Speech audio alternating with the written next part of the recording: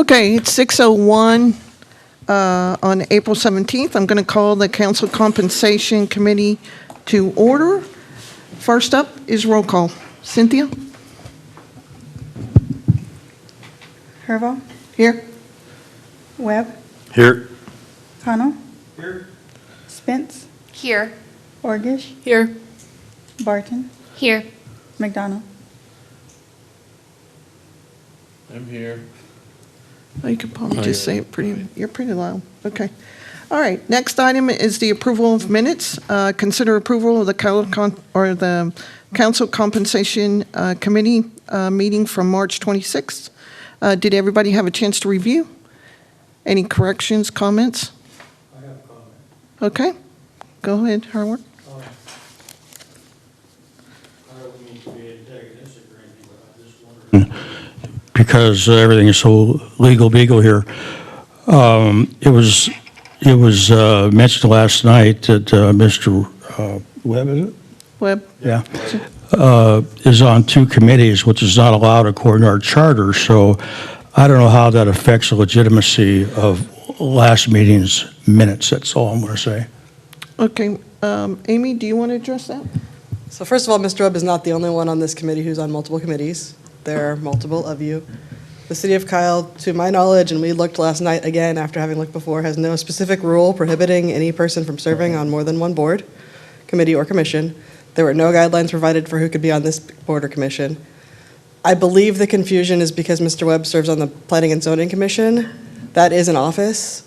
You're only allowed under Texas law to have one office. This is not an office, so it does not cause a state law issue. That makes sense. Thank you.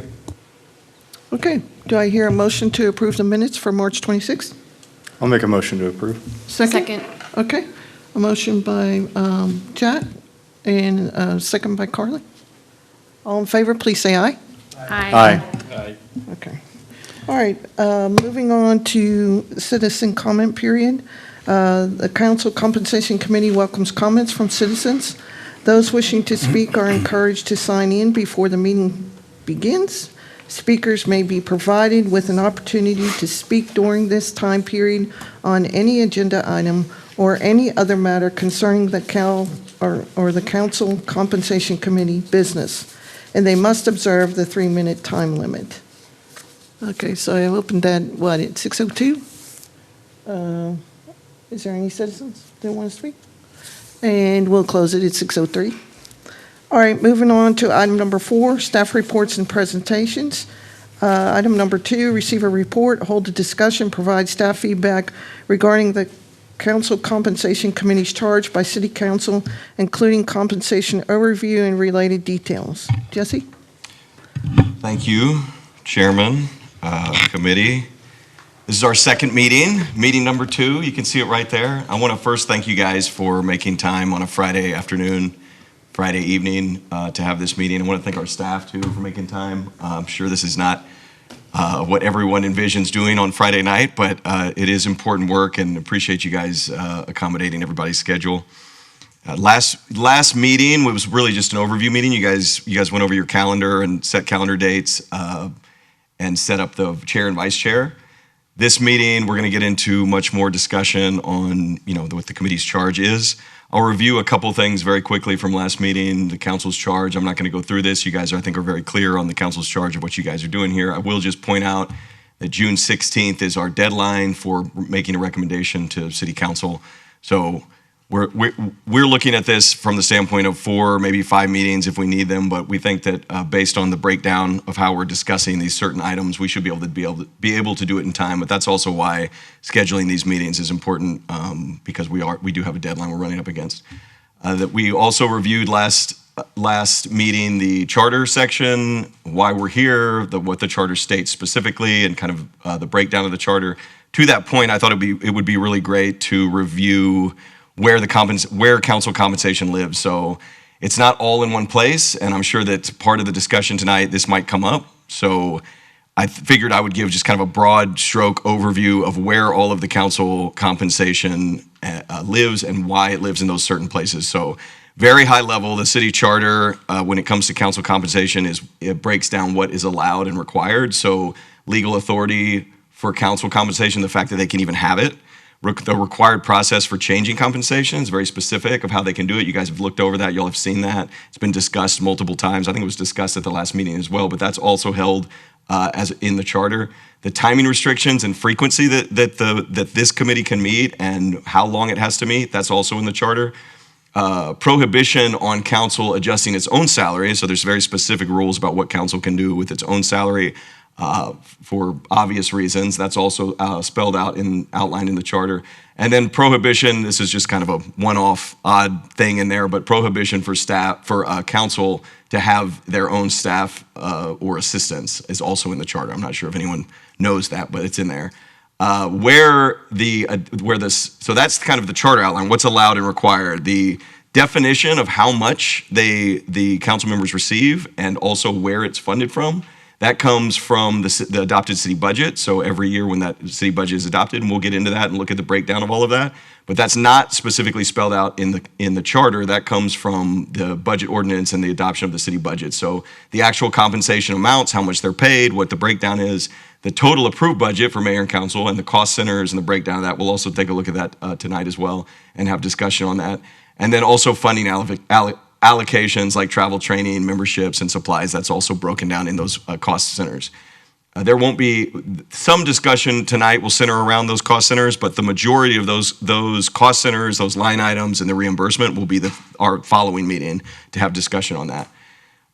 What expenses are allowed and how they're processed. So once expenses are actually expended by the council and how they are processed and reviewed, that is actually from a separate ordinance, 1398.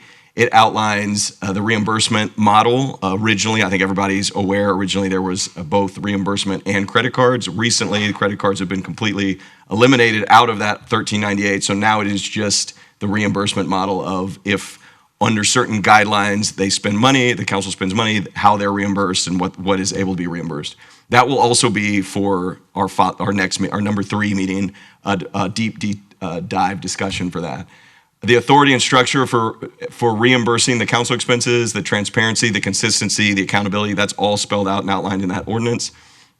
Also, by the way, I didn't even think about this, but we could get you guys all of these documents. Obviously, the charter's online, but the budget ordinance, the ordinance for the breakdown of the council reimbursement, and then the rules of council, we can get all of this. Some of them are pretty, lengthy documents, but we can link them on the agendas so that if you guys want to look at them or look through them, they can be available to you guys.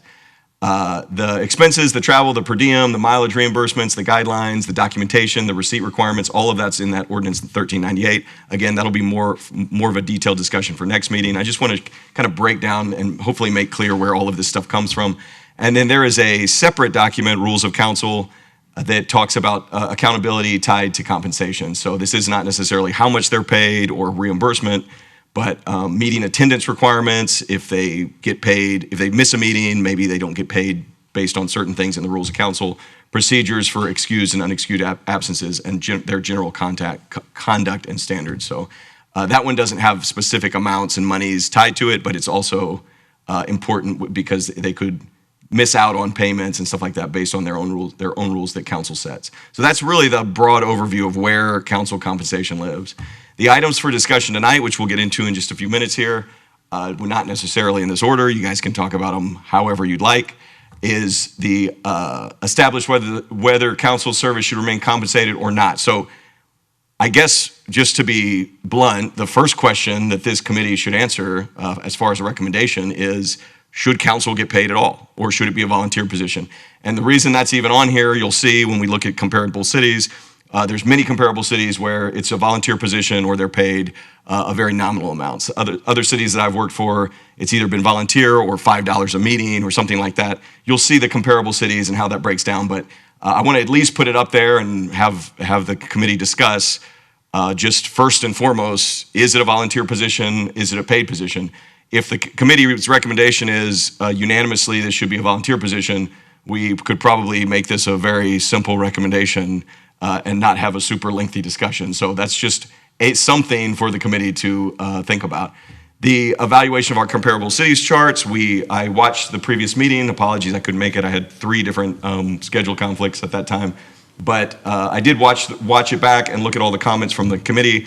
not only our 10 comparable cities that we use in the budget and against everything within the city, but also there was a lot of discussion on some additional cities and looking at cities that are not only our population size, but also in the area. And so thank you, huge thank you to our city attorney and also the finance department for pulling together. It's not super easy to get all of this from different cities and stuff, as many as they could get in the short time frame. Do you have a question, Mr. McDonald? I can't figure this thing out, so well, there we go. Green means go. Yeah, I know. I made up a comparable cities in Austin with different cities, and I went to each city website because I didn't want to trust AI, and I wanted to see what they had to say. I don't know if did you give him a copy of that? Okay. But I made that up myself. Just Okay, it so goes a little bit more in depth than what. Committee what you're member showing. McDonald has put together a ancillary document, and I believe it's been printed out and given to everybody. So you guys can reference that as well when we look at that slide. Thank you. But we'll look at that, the context, the benchmarking. I know the committee said cut out the outliers, Austin, San Antonio. They're in there, but the more information, the better, right? So obviously those are outlier cities as far as population. But it's when you're looking at all the cities combined, it's helpful just to see as much data as possible, right? And those are cities that we benchmark against in our top 10. And then tonight also we'll review current council pay and breakdown and budget overview. Again, the actual line items, we'll go through it and we'll look at it. I wanted you guys to have it and familiarize yourselves with it. But the actual in-depth discussion of the line item and reimbursement and stuff will be at our next meeting.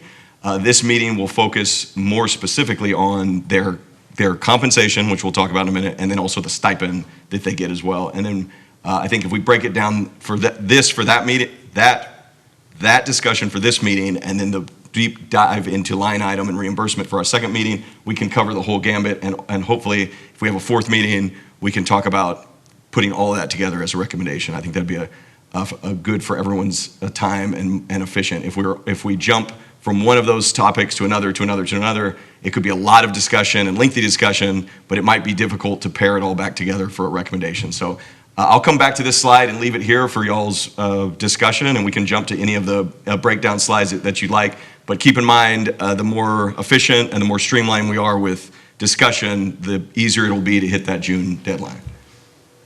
So we'll start with comparable cities. I don't know, obviously we can sit on this slide once discussion starts. I can jump back and forth depending on what you guys want to see. But we'll just walk through this. I believe there's 26 cities, maybe more, 36. I can't remember how many we had, 23, 4, 5, yeah. 32 maybe, but we got as many as we possibly could.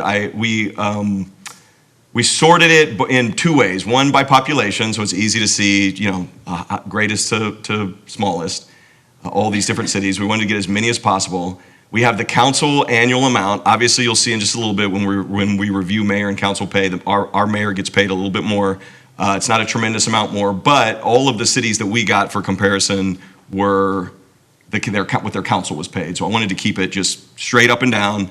The mayor gets a little bit more, but the $18,000 you see there circled in red is what our council gets paid.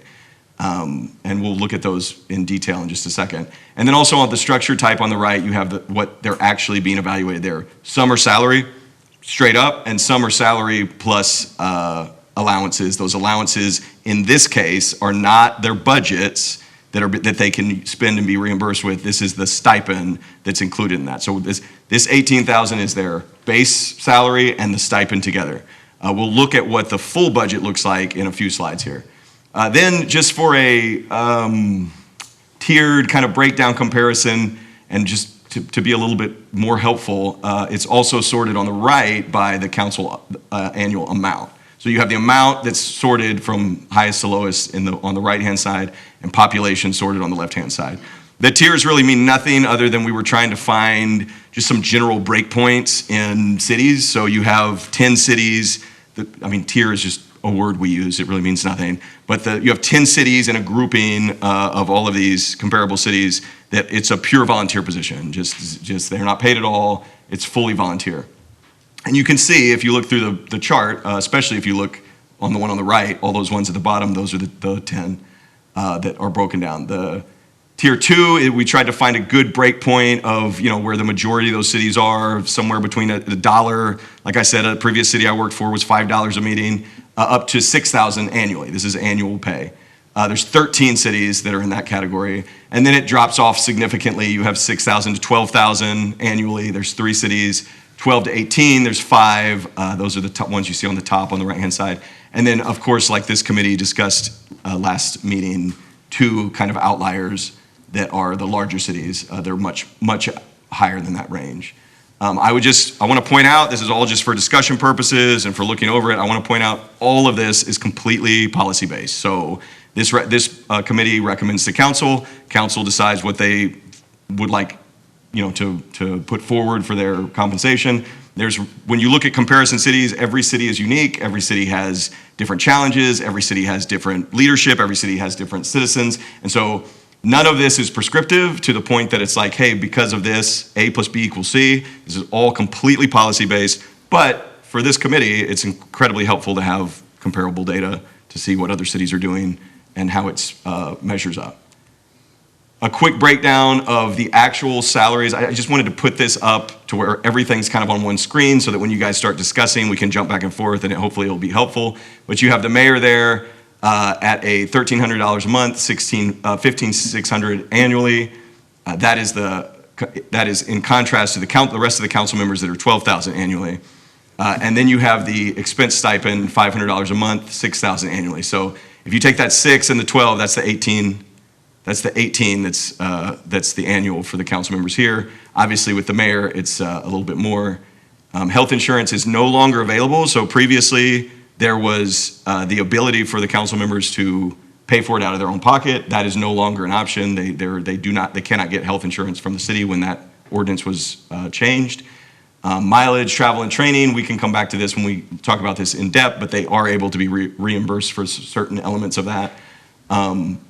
Other budgeted expenses, that's going to be their line items that we'll look at in just a second, all of the different things that they can utilize for. And then attendance does have an impact in our city for both the mayor and council. It can be excused if they miss a meeting, and they often do this. You'll see when someone's out, they'll say, I want to make a motion to excuse a council member.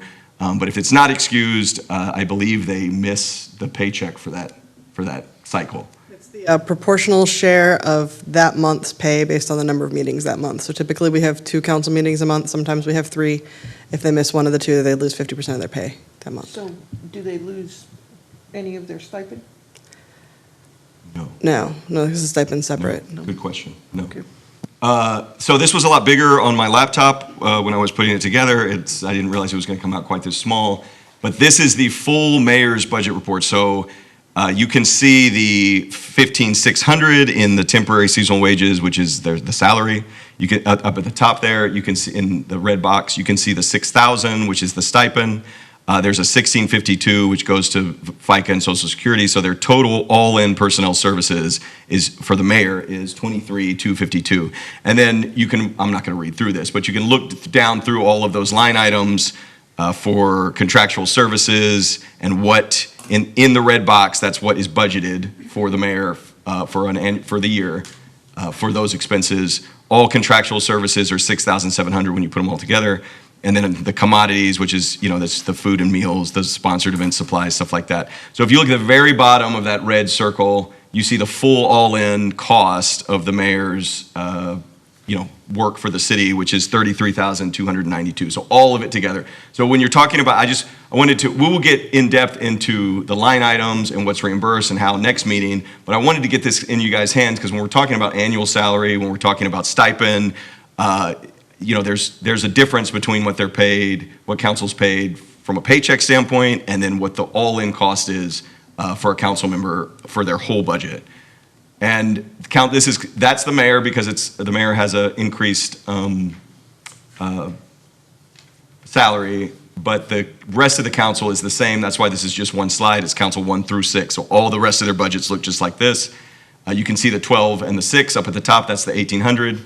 You throw in the Social Security, and the personnel services comes to $19,377. Another $6,700, same as the mayor for contractual. And you can see their all-in cost is just a little bit lower. The only difference is that increase in the salary, $29,417 all-in for each one of the 6 council members.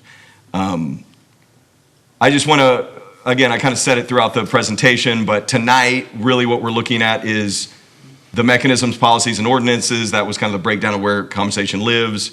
We're looking at the salary levels, compensation structure, and line item budgets, the comparable cities and the data, the stipend and their compensation. Next meeting, and that's not to say that we can't, ask questions if it's applicable and jump into it, but for the focus of this meeting, next meeting we'll look at expense reimbursements and cost allocations of their line item budgets.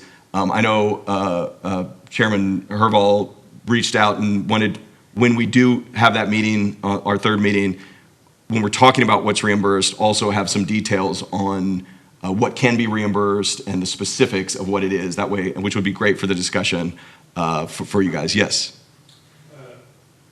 I have a couple questions. One question is on the, could you go back to that slide, back previously? Yeah. Tell me when to stop. Okay, right there.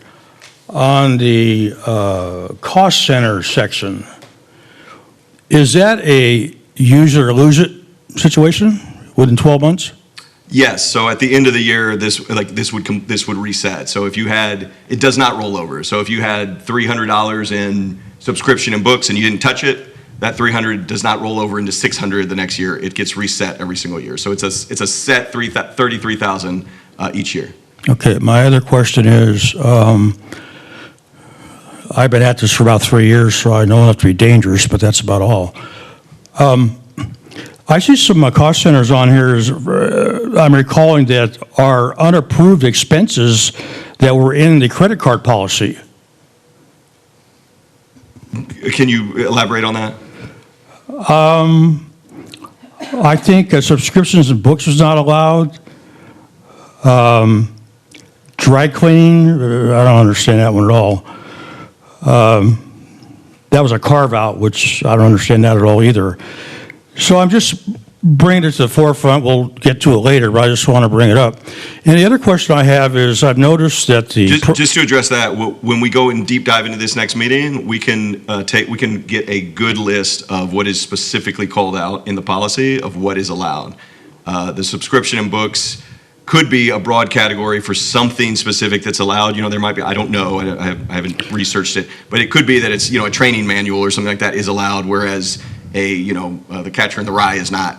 And we can spell that out for you guys to answer maybe some of those questions. Yeah, well, how about 6 copies of The Art of War? We can check to see if that's allowed. I would also remind the committee that the charge of the committee is to evaluate what is being paid and not how it's being used specifically. So, we could go into a deep dive on what we think personally how it should be used, but if it's spelled out in the policy and the amount is there for the use, it's not the committee's charge to evaluate how it's being used. I think that could be a rabbit hole that we could go down and spend a lot of time discussing, whereas the committee really doesn't have any evaluation over that. Okay. Last question. I've noticed that the protocol, I'll use the word protocol, seems to be that staff comes to the council with door number 1, door number 2, and door number 3. My question is, we are going to make recommendations, okay? I'm going to call that the high watermark, okay? Is the council allowed to take different aspects from different recommendations and blend them together to create their own, as long as they don't exceed what we recommend? A blend? I think I'm going to answer that question, but City Attorney, please stop me if I overspeak. They will not change your recommendation. Your recommendation is your recommendation. So this committee will amalgamate a recommendation on what I understand from the last meeting is both the compensation and also, because you brought up, I believe, a concern that they didn't ask to look at reimbursement. However, or it's not this committee's charge to look at reimbursement, but they asked specifically if you guys would, and they just want your opinion on it as far as recommendations. So I think it was the committee's overall evaluation that it would be both compensation and a recommendation on reimbursement, and which is why we're breaking it down. That recommendation will go to council, period. It's set in stone. It's the committee's recommendation. It is my, tell me if I'm wrong, City Attorney, but it is my interpretation of it that they can do whatever they want whether it's completely ignore the recommendation or go, exactly with the recommendation, they want the input, but it's ultimately the council's decision to do what they want after this committee Well, makes that the kind of recommendation. contradicts what I thought I heard. Is that you s- correct? That is correct. This is an That is advisory correct. body, so you provide advice, recommendations to council under the charter. It's just a recommendation. It's just a recommendation. I understand the recommendation part, okay? But one of the reasons why I bring this up is because I sent an email to all the council members over a month ago asking them specifically, if you were not on the city council, how many hours of personal time would you recover? And I also asked them if they would describe what they do during their time. I was trying to get a read on, because we don't know what's involved in their business.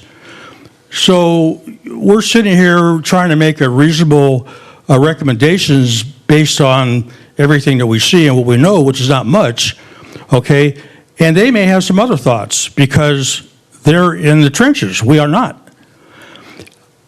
I take up, I take issue with, and that's just me, I take issue with the fact that if we have 5 bullet points on this door number 1 and 5 on 2 and 5 on 3, or well, one of them's going to be don't do anything, I guess.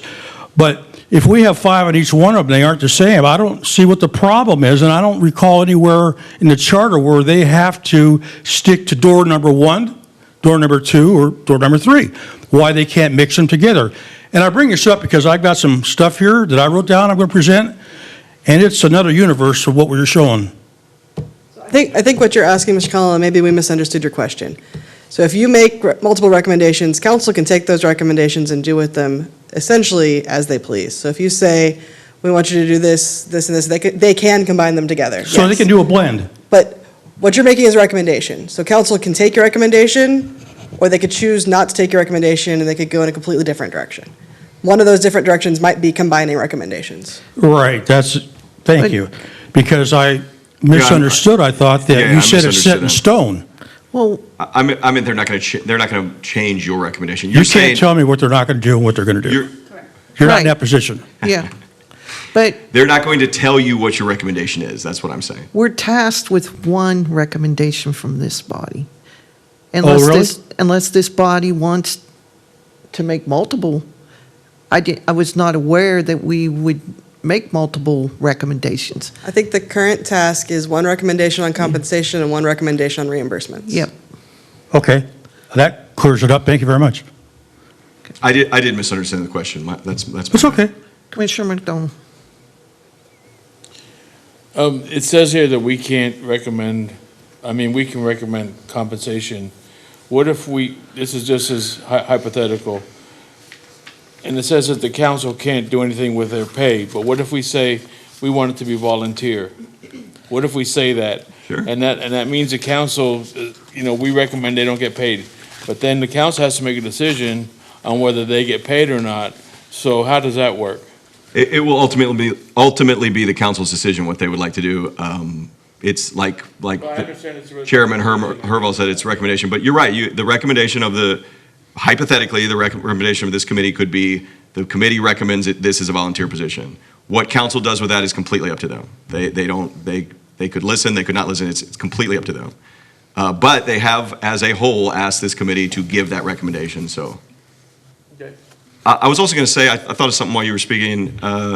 If you would like, staff can run down, to the extent that we can, we could run down any questions to council that you guys might have. If it's hard for you guys to communicate with them directly, we could set up a survey that we send out to them. Now, we can't force them to take it, but if it's the committee's wish, we could send a survey to, staff could send a survey to council saying, how many hours does it take you guys to do this, right? I think some of that information might be helpful with, like you said, some of the committee may not know exactly how much time they're putting in, what they're doing.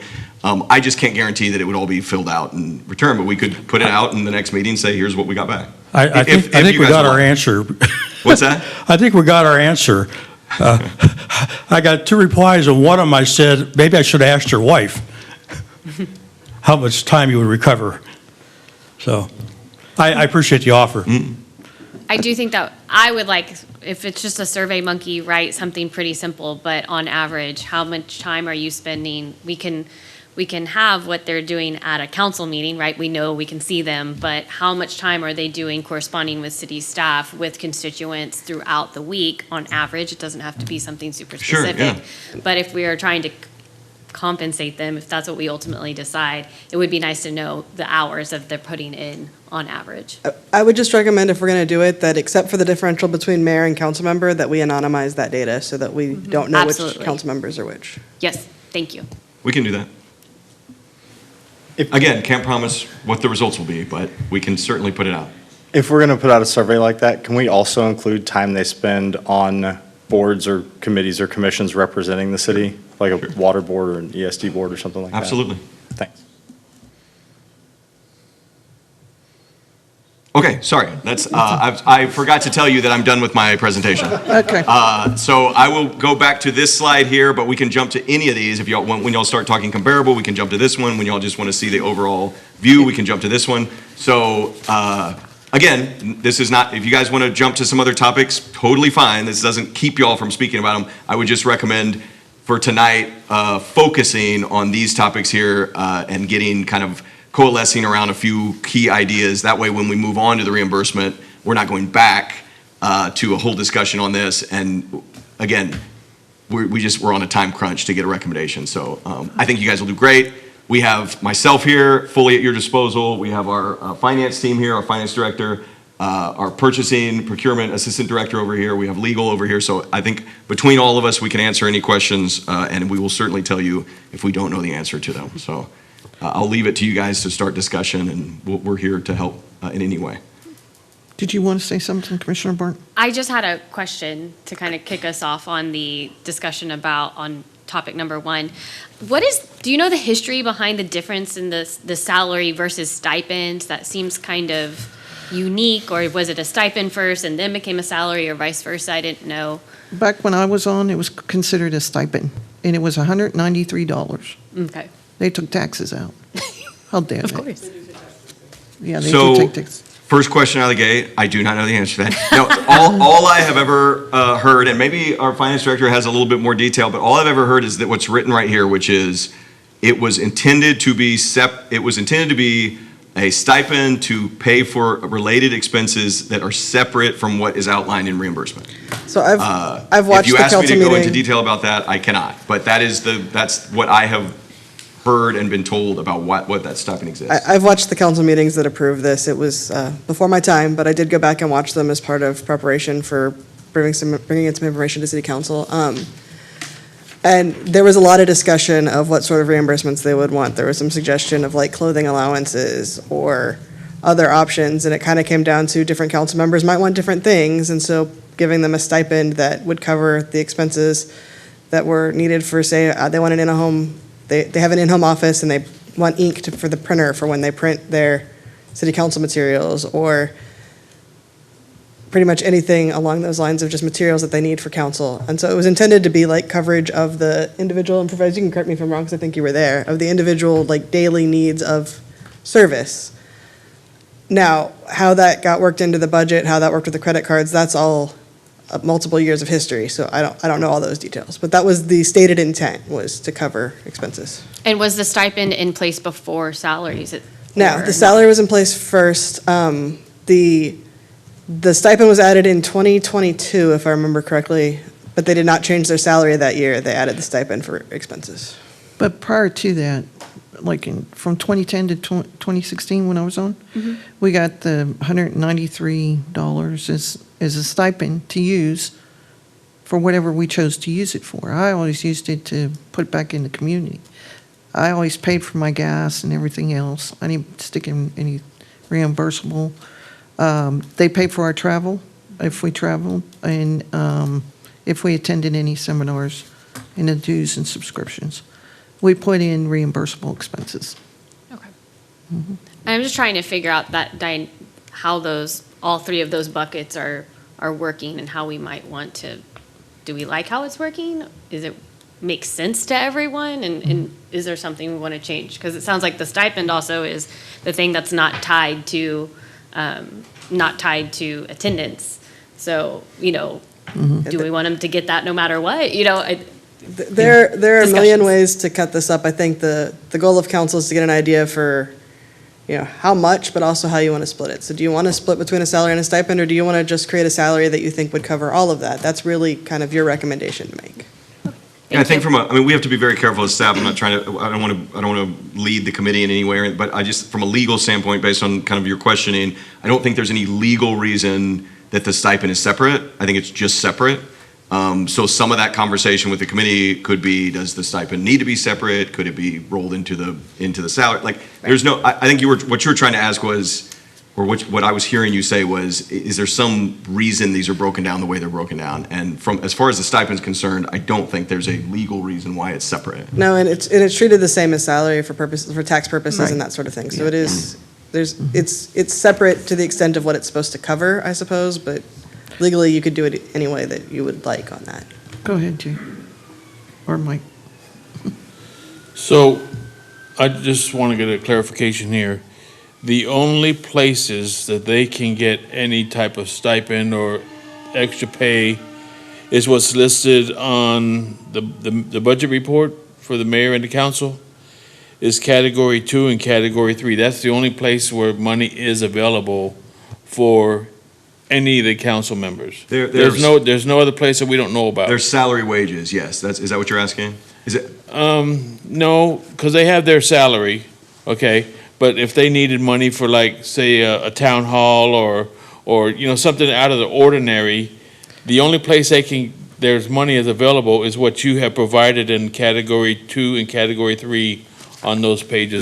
That's exactly right. That everything that comes out of a council member's budget comes out of this cost center right here. There's not a separate cost center that they're pulling money from. That's correct. But Jesse, if they can stick in receipts as a reimbursable for that town hall, or they could pay for it out of their stipend. Yes, I'm sorry. I think I'm misunderstanding Mr. McDonald's question. You're saying if they spend money in any way, whether it's out of their stipend, or whether we're paying them salary and wages, or whether they're getting a reimbursement, it's coming out of this cost center. There's not a separate cost center that they can pull from. Right, I'm not talking about their salary. That's not even Right. anywhere. I'm talking if they need money for something, the only place they can get it from is from Category 2 and Category 3. There's That's no correct. other place that's available. That's correct. Okay. Jake? It was on the stipend, and I lost it. That was where I was going with this. I think the differentiation in my mind between salary and stipend, because to your point, it could be all salary, it could be salary and bonus, if you want to call it that. But I think it kind of sends a message to whoever's on council that the intent is that you're going and spending this on something city-related, whether it's a town hall or travel or something like that. So I think it's more communicating the intent to council than it is setting anything in stone and setting any kind of guidelines. That's the way I look at it. Well, I spoke to the chair of the last compensation committee, and the reason they differentiated, they were hoping to get receipts, you know, turned in to see what kind of like was the trend that they were spending their money on. But there's no rule that says submit your receipts.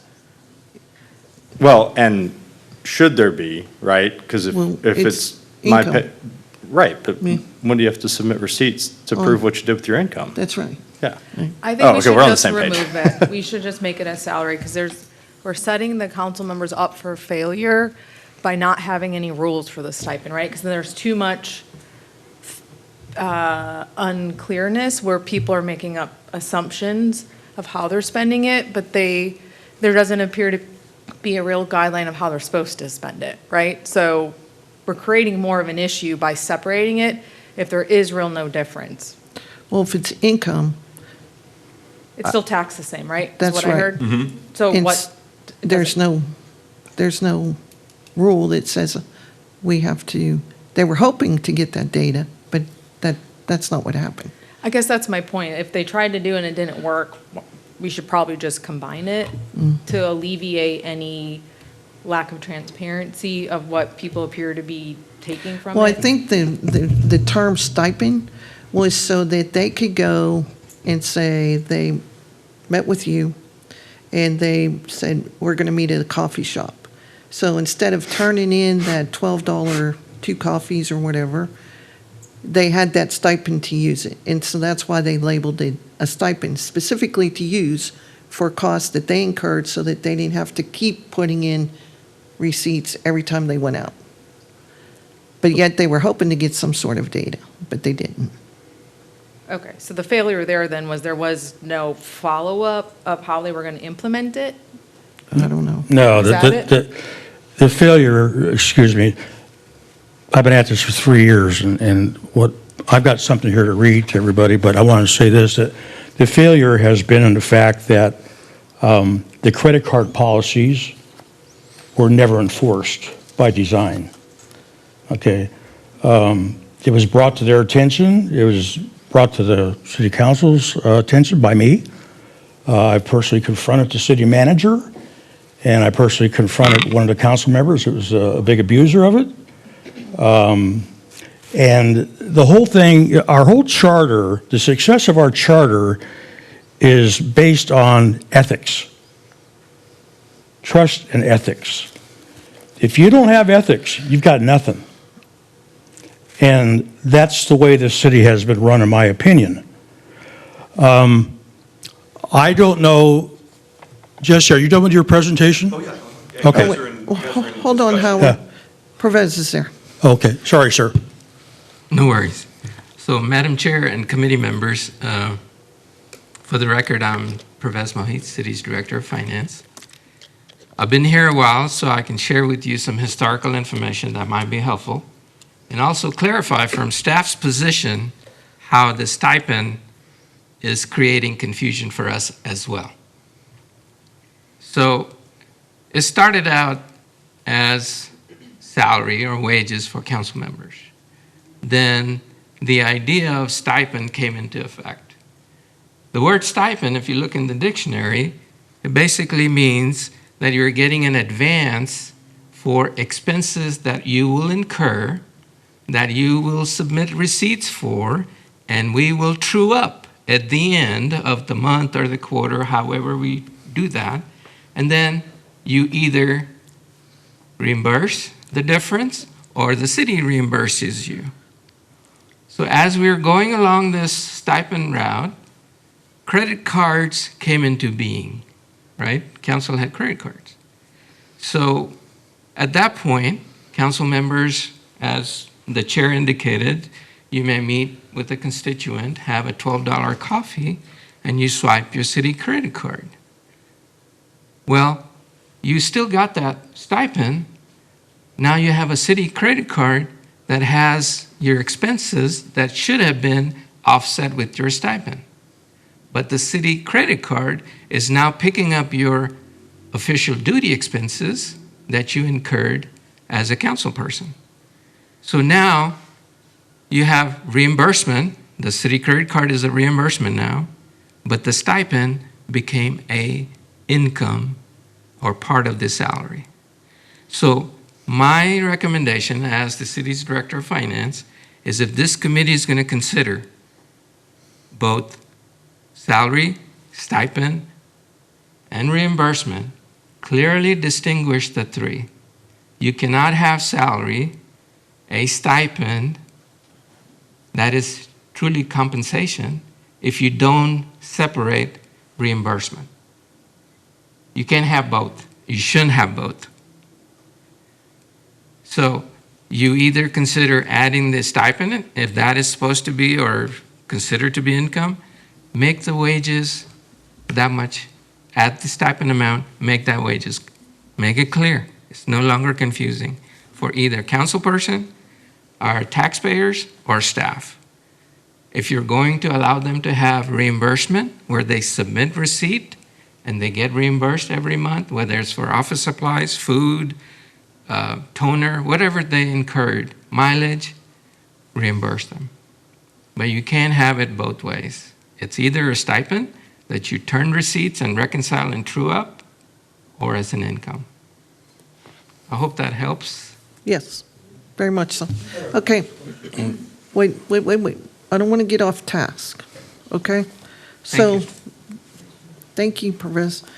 So the first item, establish whether council service should remain compensated or be considered a volunteer role. Does anyone think that they should not be compensated? Okay, that's answered.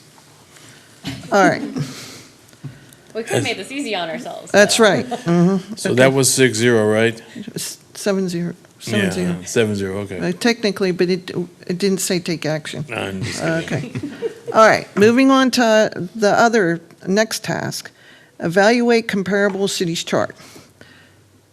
Is your comment in regards to the city chart?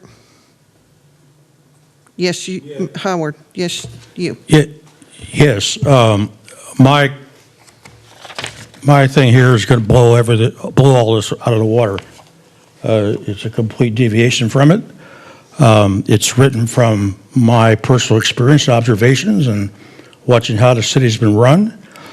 And one of the policies I use in my life is I may not know what I want, but I know what I don't want. And so I try to live by that and end up with a positive. And I have a piece here written that will address probably everything that's been brought up tonight and make it real simple. Okay, go ahead. Okay.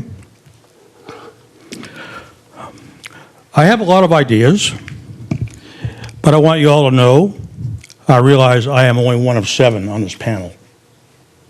So my feelings won't get hurt. I'm going to try and share my thought process with you to see how it works out. Let me say first that over a month ago, this is where I sent the questionnaire out.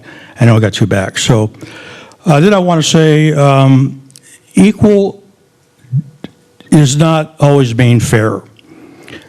Albeit, I think we need to arrive at a fair compensation package. So what I'm going to present you right now are just initial concepts. These are concepts. There are no dollar figures attached to it. I'm trying to eat this elephant a little bite at a time, creep up on it. I have not plugged in any numbers, even though I have some on my mind. I just want to throw these ideas on the table, see what everybody thinks. I do want to mention one important consideration that I think we should all keep in mind. It's been 4 years since the last compensation committee met. I think we can all agree that within the last 4 years, the cost of everything has increased 30% or more. So when it comes to discussing numbers, in my mind, I would automatically take the existing numbers up by 30% to start from there. I would like to explore the idea of a tiered salary schedule tied to years of continued service for the next 3 years. The next compensation committee will have the opportunity to abandon the plan, modify the plan, or whatever it is they want to do with it. I'm trying to create a plan that creates incentive to council members to do their best, to receive a just reward and feel appreciated. Appreciated for their service. Due to inflation, there should be an annual cost of living increase. When it comes to discussing stipend, we've been asked to provide some insight that what would that look like and how would it work? I like the idea of a fixed stipend. I view it as an operating fund. I view it as a fixed number. It is meant to cover all operating expenses for the council member. It would not require receipts, which is kind of in line where we are right now because, like you said, they could use it for anything they want. And I think the last group probably pocketed a lot of it. So it would not require receipts or accountability. That alone would save significant amount of taxpayer dollars in payroll costs. You get what you get, budget, plan ahead for your events, just don't come back asking for more.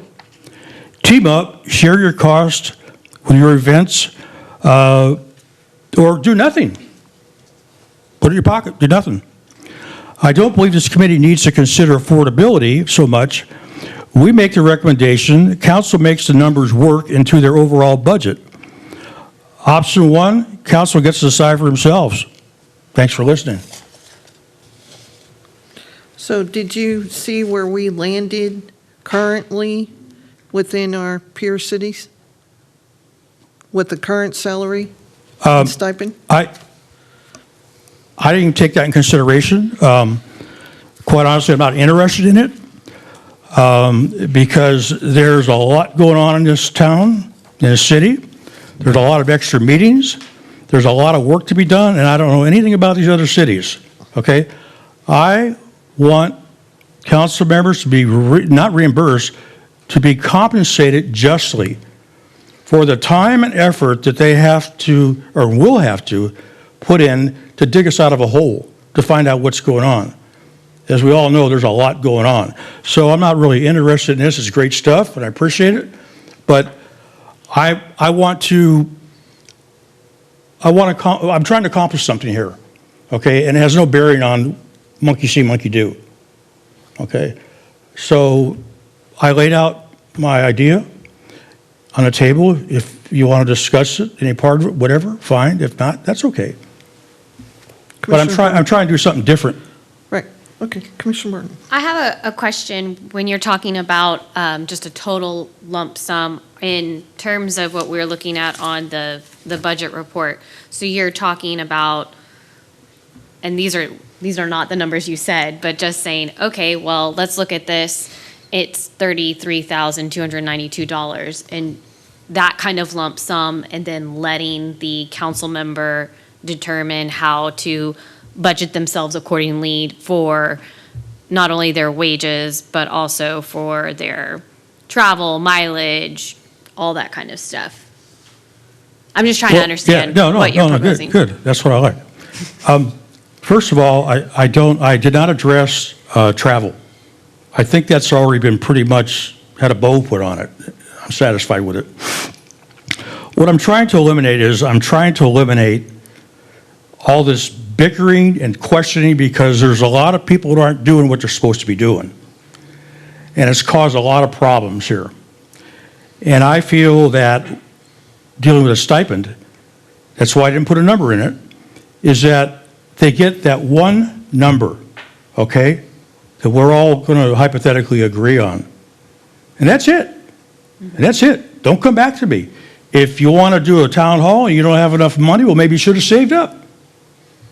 If you want to go on a trip somewhere and you want to have a sandwich somewhere or whatever, you got your stipend. Yeah, and so that's why I'm trying to figure out how, back to the idea of, well, what is a reimbursable cost? What is a stipend cost? There wouldn't be any. And what that would be. There wouldn't be any in my plan that I have here. The idea is that you're big boys, you're big girls, okay? You get an allowance. Here's what it's for, okay? Budget. Budget doesn't mean go down and down every aisle and pull off what you want and then go get the money to pay for it. No, budget is you work within a figure. And that's why I was saying that I don't feel there's our concern, because I've heard people make comments about it, I didn't agree with it. It's not our concern, okay, to see if we can afford it. It's up to them to decide what they're going to do with it. But there's no reimbursement here, none at all. We're going to give them a number. We're going to know specifically what that number is. It's not going to deviate. It's going to be very simple for staff. There's nothing for them to deal with. It's a very streamlined approach. It comes down to swallowing a figure, okay, that we write it off and don't bother us anymore. You've got enough here. And that's what we're going to talk about. Yeah, and so I'm trying to, I don't think my question was clear. So I get the idea, no reimbursement, we're just going to give you a chunk of money and you budget accordingly. And if you want to go to a meeting, a municipal league meeting, you can go to that meeting. If you want to have a town hall, you can spend it on the town hall. If you want to get your dry cleaning done with it, go get your dry cleaning done with it, Exactly. right? Okay, and so it would not be a reimbursable expense, but some of those expenses are currently reimbursable. We would be making a recommendation that they no longer be reimbursable. We're just going to give you this. I think he's Pot of saying. money. I think he's saying we're eliminating all reimbursable expenses. Yeah, We're just okay. giving them a chunk of money, I think, and we're asking them to be fiscally responsible. Yep, okay. Exactly. Okay, Commissioner McDonald, I'm sorry. I'll get you next. So just some clarification. Talk about the mayor, just for example. The mayor's salary is $23,252. The contractual services is $6,700, and the commodities is $3,340. So you say those are three pots of money. So what you're asking to do is to just take all that money from the different pots and pour it into one pot and say, this is it. So instead of the mayor getting $23,000 for her salary, all she's gonna get $33,292 divided by 12 for her to spend however she wants, but she can't ask for any more. Is that what you're asking for? Because from what I understand is you want to take away all those things in contractual services and Travel, everything. take that all away and No, put it I on, wanna- and here you go.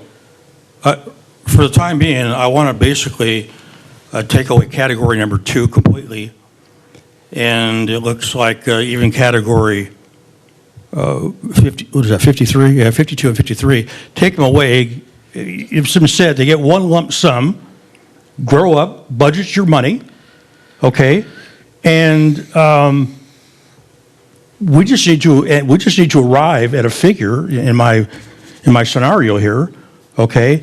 But keep in mind how much money this is going to save the city by not having staff spending, I think the number was 2,000 hours a year on processing receipts. And that could have been done with a felt pen marker, by the way, for each cardholder. But think of how much the savings would be, how much bickering would go away. Well, It's just making people take responsibility. that was for credit cards. Credit cards are non-existent now. They're no longer, that's done. That's a thing in the past. But, the city is a corporation, right? In my opinion, it should be run like a corporation. If you incur an expense, you should get reimbursed for it. If I give them a block of money, where's the transparency in that? There wasn't any transparency in the previous use of a stipend. They could do whatever they want. You said that. They could do whatever they want, That's which right. means that I don't need to give you a receipt. I don't need to answer for anything. So this is in line with that, okay? It's and I don't, like I said, monkey see, monkey do. I don't necessarily agree to a label that we need to run it by a corporation, okay? We're dealing here with taxpayers' dollars. Right. We're dealing here with needs, okay? Every council person has a different need when it comes to operating and doing their business. If they want to take their stipend and have a mini town hall every other month and keep in contact with their constituents and all that, it's going to show up at the voting booth. If you have somebody that comes along and just keeps sticking their pocket and you never hear from them, that's going to show up at the voting booth, okay? And I want to give them freedom, okay? And I want to make it simple for us. That's what I'm trying to do. Melissa? Can you go back to the comparable cities slide? Oh, thank you.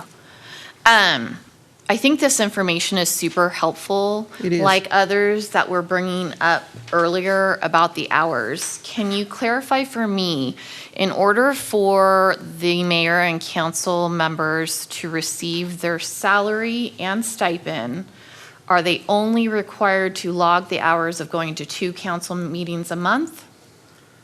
So, yes, essentially, the charter bases the forfeiture of salary on meeting attendance. There are exceptions in the charter, based on the last charter amendment, that give you, excuses for being not present. Rules of council provide that we can excuse those absences, so if you're ill, if we say, schedule a special meeting and you already have a pre-planned vacation and you can't make the special meeting, council could allow you to maintain your pay for that. But yes, it's attendance at council meetings, and that's typically 2 to 3 a month. So I feel like, is there available data where hours are logged from the mayor and city council members? And if there's not, and it only is dependent on, those are the only 2 items, is that the same for all the other cities here? Are they only paid their salary and required to attend just those meetings? Different cities are very different. A lot of cities pay you based on meeting, like I think Jesse was talking about his previous city, it's $5 per meeting. So some of them will pay you specifically, hey, I came to this council meeting, I got paid. A lot of them, the city I came from, they have a monthly salary. That's their monthly salary. It does not get taken away if they miss meetings. It doesn't matter. That's how much they make per month. So it runs the gamut. Our charter provides the requirement to forfeit if they miss meetings. And I think Buda is the same way. They pay them, I think, $100 a meeting. And it doesn't matter how many hours they contribute to, whether attending a council meeting, the research that goes into it. It doesn't matter. Every city will have different rules and requirements. A lot of them are very similar, but it all differs by city. I also just want to be very clear. This was based purely on their annual wages. So a lot of these cities probably have cost centers similar to these for their council members that are, that they can get reimbursements and stuff like that. So you're not looking at the full all-in cost here. Just like it says $18,000 for us here, the full all-in cost is $29,000. So all these cities, while this is the council salary annually, they also could have cost centers that they can get reimbursements from and stuff like that. And I also had a comment about the stipend that came up. I agree with you. I think we should do away with the stipend. I think the fellow who spoke about what the definition of a stipend is, it's an advance on money, but not all council members are going to spend their full stipend, right? Right. And so if we're worried about abuses, as far as if they're pocketing the money, are they really using it towards what the stipend is there for, an advance on reimbursements, basically, then I feel like it should be run like a corporation, Not all the council members maybe are able to budget themselves well. I would hope they would be, but not everybody is. For my profession, I'm a project manager, and so I have to take either my client's budget or I have to budget it myself. And so when we were talking about abuses with the credit cards previously and whether or not the stipend or reimbursement, and then there was a credit card charge, I have a company credit card and I can either choose to use it to pay for my gas on my business trip, or I can get reimbursed for mileage. And I might look at the two, depending on, what is the better outcome maybe for me and my time. And so I feel like in order to hold accountability to our council members and our mayor, then we do need transparency. We do need receipts.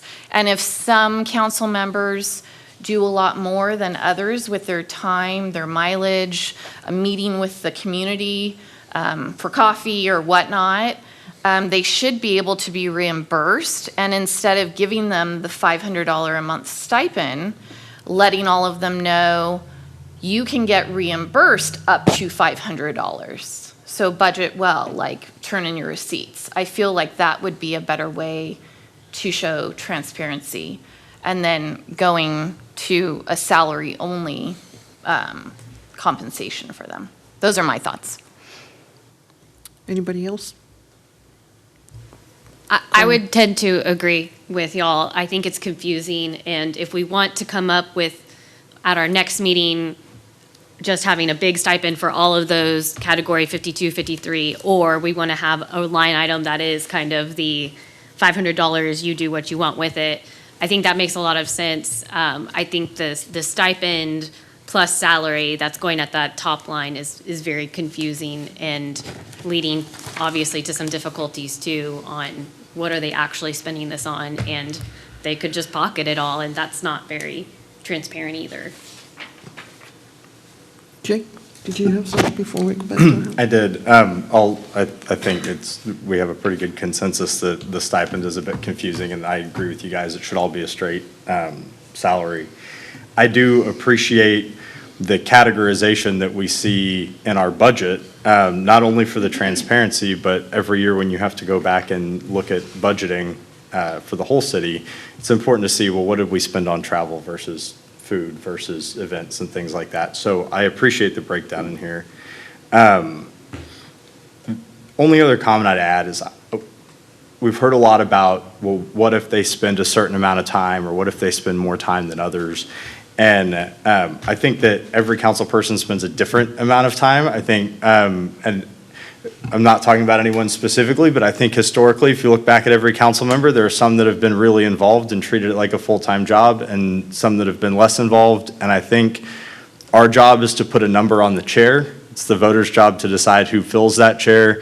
And if they like the amount of time they're spending, if they think they're working hard enough. But I think it's difficult for me to say, well, they spend 20 hours a week, let's compensate them for this. Somebody else cycles in and they spend 10 hours a week. I mean, I think we just have to set a straight number for the chair and let the voters figure out the rest.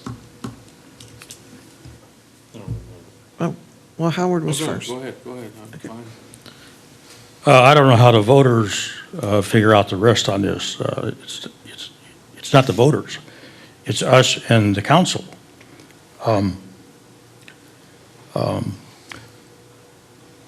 I can see where people are wanting to build off this old format here or whatever.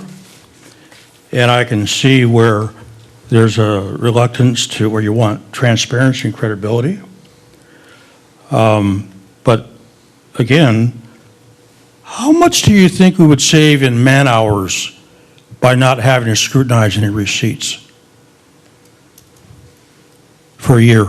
There is a staff savings on that, yes, I would not want to guess at it, but. Well, give me something. No, I'd have to go back and look and. get you Well, some data. there was a presentation made where there was 2,000 hours. Can we start with that? I'd have to go pull that presentation, but there is a cost savings, I'm agreeing with you, I just. A huge cost Yeah, savings, I would think. I don't want to just throw out a number. But Right. wasn't that 2,000 hours to credit cards, council credit cards, which is non-existent now? No, I would disagree because the credit card receipts, I don't care what kind of receipts, whatever they come from, they had to be scrutinized according to a policy, which now looks like we may be leaning toward having a policy. So they have to scrutinize it with a policy, which wasn't done.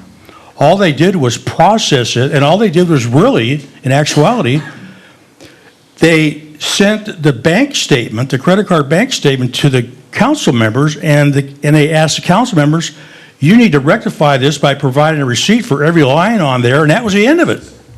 There was no policy enforcement period as far as necessary, public benefit, all that sort of stuff. There was none of that. So all that was done historically was the hours spent sending the statements to the council person, getting it back, check and see if they all lined up, and if they didn't, send them an email and blah, blah, blah, back and forth, okay? And this eliminates all that.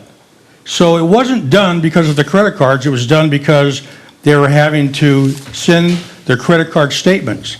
Maybe it needs to be a little clearer. That if I have a charge on my credit card, I better have a receipt that goes with it. Right. And if I have a receipt and I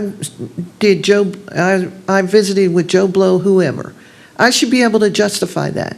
In the legal world, they do that all day long. Yeah, but we have a policy that you apply the justification to. Right. Criteria. And our criteria was not being enforced. Okay? So that doesn't mean that the idea is bad. It means that you better close up all the loopholes. Well, you don't get paid. That's, when I worked at the law firm, if we didn't have a receipt, we didn't get paid. Diane, it's not the receipt, it's the purpose of the coffee, the dinner, the whatever. In other words, if I'm a taxpayer and I'm paying for you to go down here to Mudbugs or whatever to have a meal and you want to write it off, what do I get for that? But you're not going to know that you went to Mudbugs with your plan. you're not going to know what I did with the money. You're not going to have any accountability. That's right, and I'm willing any to swallow that. transparency. You're willing to swallow that. I'm willing to swallow it because we haven't put a number on it yet. So are we swallowing a goldfish or are we swallowing an elephant? I don't know. I don't know. But what I gave you folks was a concept, okay? And then you can expound upon that, okay? The fact that if someone would say, well, I think the stipend should be $3,000 a month, well, no way, okay? And do I think the stipend should add up to whatever these category 2 and 3 are? No way. It's open for discussion. Thank you. Commissioner McDonald. This is related, but semi-related.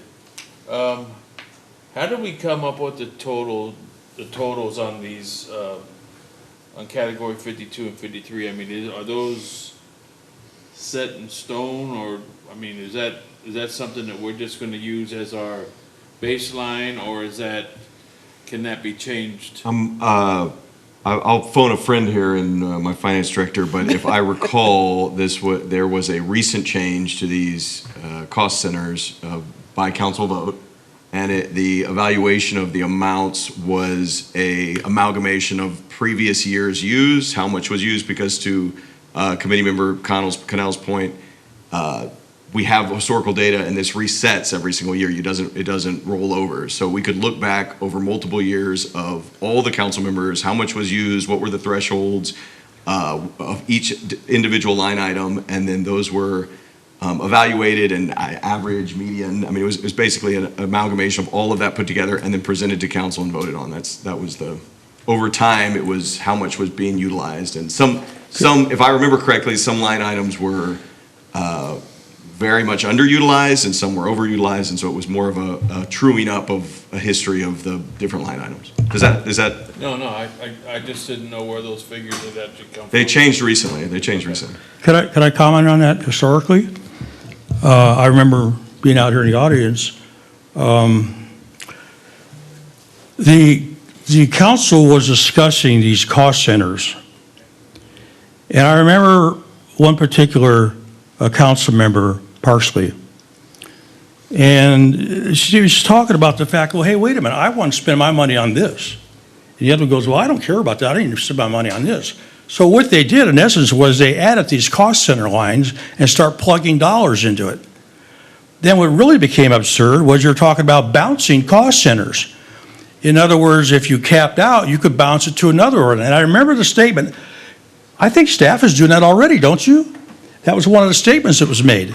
So, you know, we've got here, what do we got here? Smoke and mirrors if you're going to do that. I mean, these are supposed to be legal documents.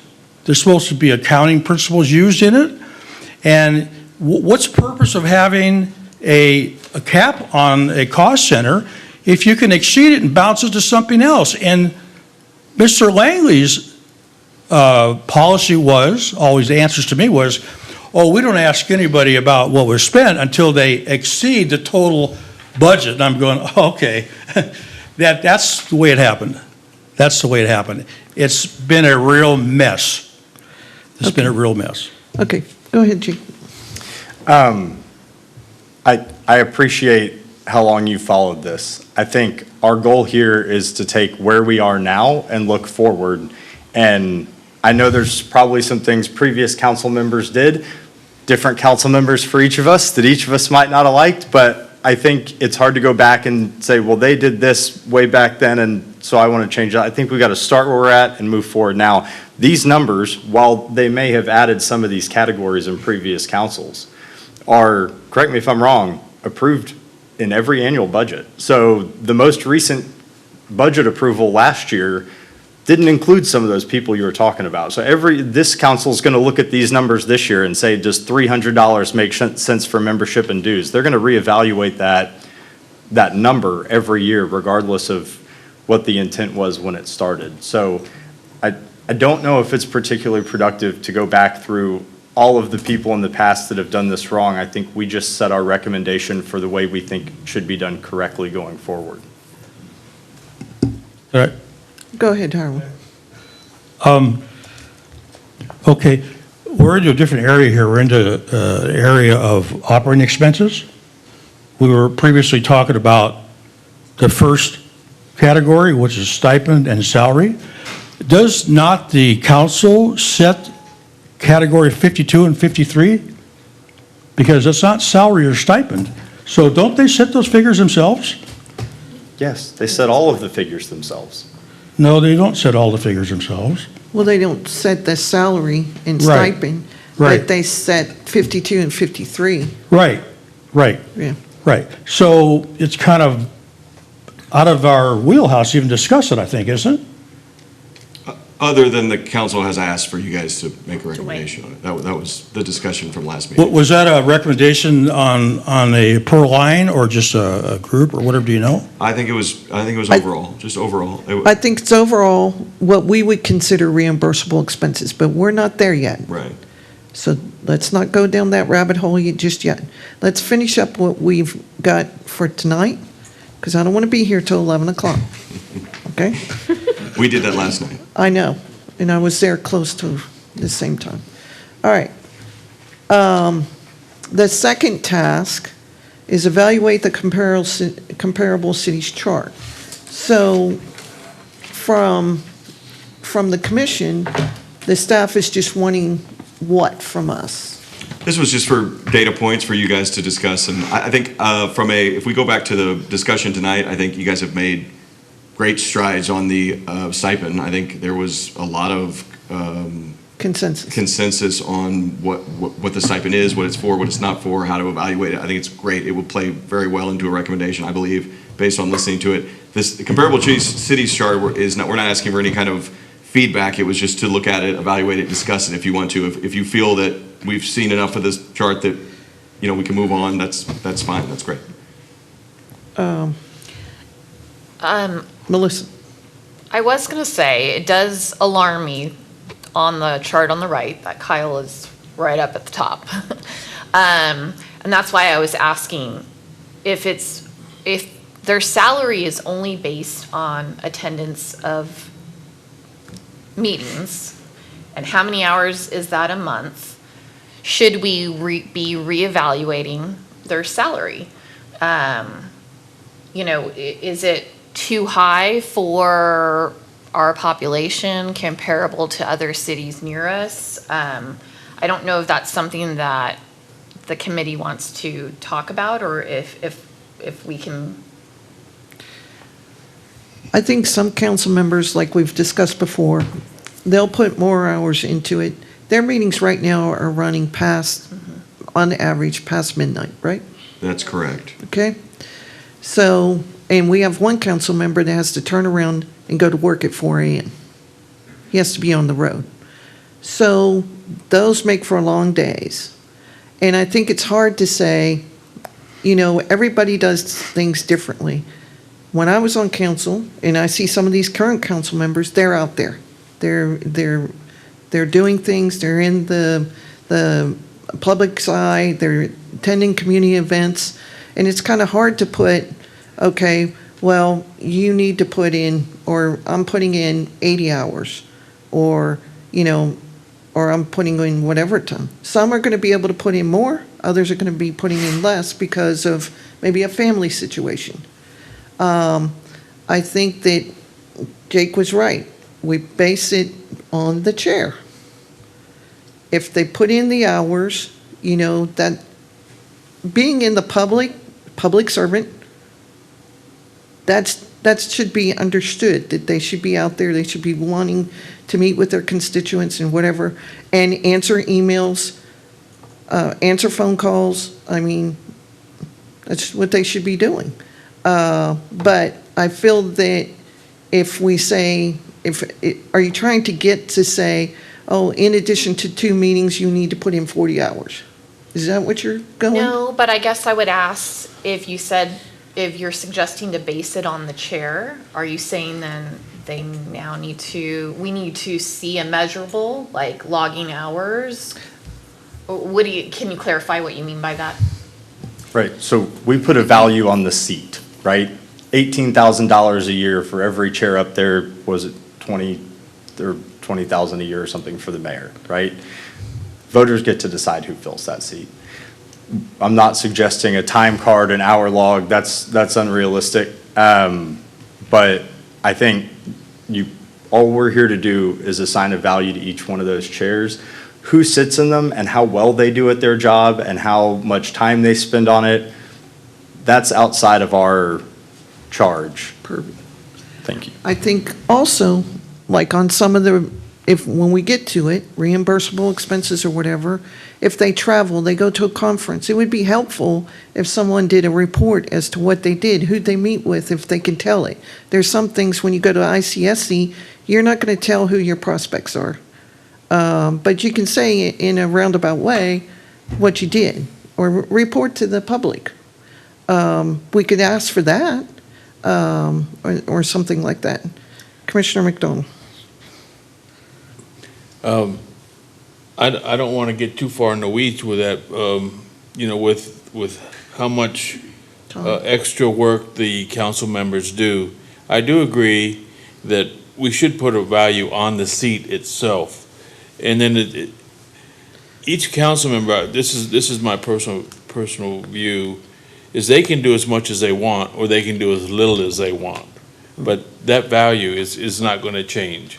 And we have stipends and we have all that stuff available, and if they don't choose to use them, then they don't use them. So I think it's really, to make things easier, just put a value on the seat itself, and then these things are available to you. You don't want to use them, you don't have to use them. You want to use them, go right ahead. So I mean, that's all I have to say about that. Howard.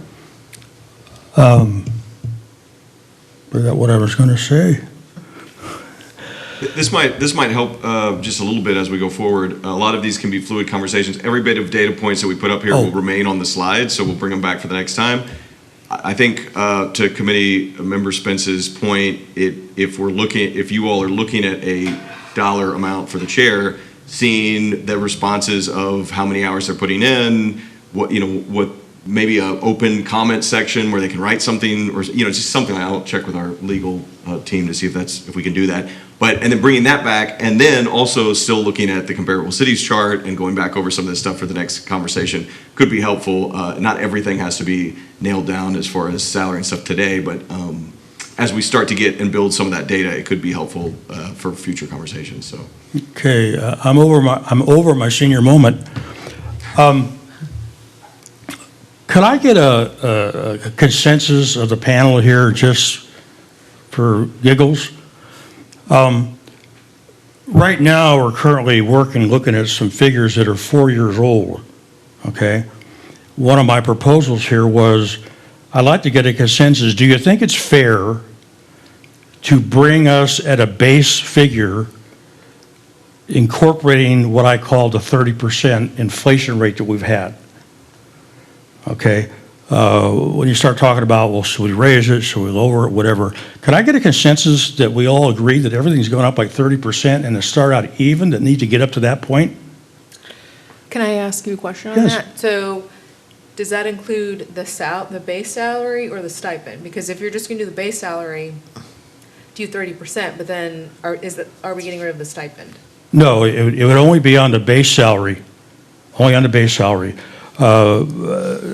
These dollars don't go as far as they were 4 years ago, and come on, it Yeah. takes 4 times more. But if we do combine the salary and the stipend from people who are not watching these meetings, it's going to look like they got an 80% pay increase. Well, So we need to be mindful of the appearance of however we do this, that we're not hyperinflating their salary. I'm just asking you for your personal opinion. Okay, well, that's my opinion. In the interest of fairness. Yeah. Do you think it should be brought up, the salary only for sake of conversation, brought up by 30% to start there, because this is 4-year-old information we're dealing with, and we've gone through a hyperinflation area? So that's all I'm asking. I think they were going to get some pushback because there's not many constituents in the city of Kyle that got a 30% increase. Yeah, I was going to say 30% to me is just a little high. I mean, people are working everywhere, and I think probably majority of people have not received a 30% increase in 4 years. I mean, that's quite an increase. Well, Do you want to buy a product made in the USA, or you want to buy something made in China? I get that. I do get that, but, you know, the city council is not a permanent job. It is really a temporary job. I mean, the council members, most of them obviously have other jobs that they work at. So, again, I'm saying we should just leave a price for each chair and well, I'll just say this, 30% to me is high. I think it's very high, and I don't think it should be 30%. I agree. Well, that was a rate of inflation over the last 4 years. Yeah, but not everybody's getting it, though, that's Well- my point. Well, I'm not playing monkey see, monkey do. I'm, seriously, I am trying to, we have some quality people on our council. No, I'm not disagreeing with you. My point I don't want them is, to be discouraged. no. Remember, 4 years ago, they weren't getting $1,000 a month, they were getting 100. So, really, when they got that increase to 1,000, they actually got like a 900% pay increase. So, for a pay increase of 30%, I still think 30% is still, to me, a little high. It's an increase in pay, but it's not a pay raise. It's to get it in line with what the economy is today and what we're dealing with. I believe we have to look at these recommendations in dealing with what our current landscape is, our environment in this world and in this city, okay? So these are I people. get, if you look at these comparable city charts, I mean, there's some cities that are larger than Kyle that are making a whole lot less money than the city council members in Kyle are. So, I still think, I still think 30% is still a little high. I I mean, respect if we your want to opinion. give them an increase, well, let's, sit down and figure out what a good amount would be, but, I mean, let's not start at 30%. Let's not start there. Jake? I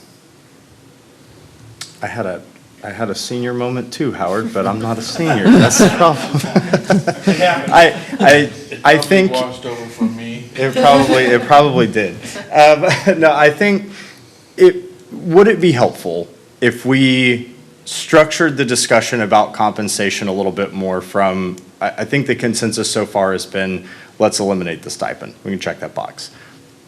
Step number 2, let's find a number for the salary. Step number 3, let's go look at their other charge for reimbursements. That's the next meeting thing. But would it help to structure this? Because I feel like we're jumping around a little bit from, here's the base level, here's the stipend, here's the increase. And I mean, would it help flow a little bit better if we did that?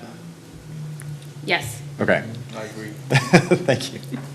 And to answer your question about a consensus for an amount for an increase, I think there's a lot of variables in that, and I think we really have to go through it. And I think it depends, do we add the, if the base level salary is 1,500, which was, or 1,300 salary plus the old stipend, are we getting rid of the old stipend? Base level salary is 1,000.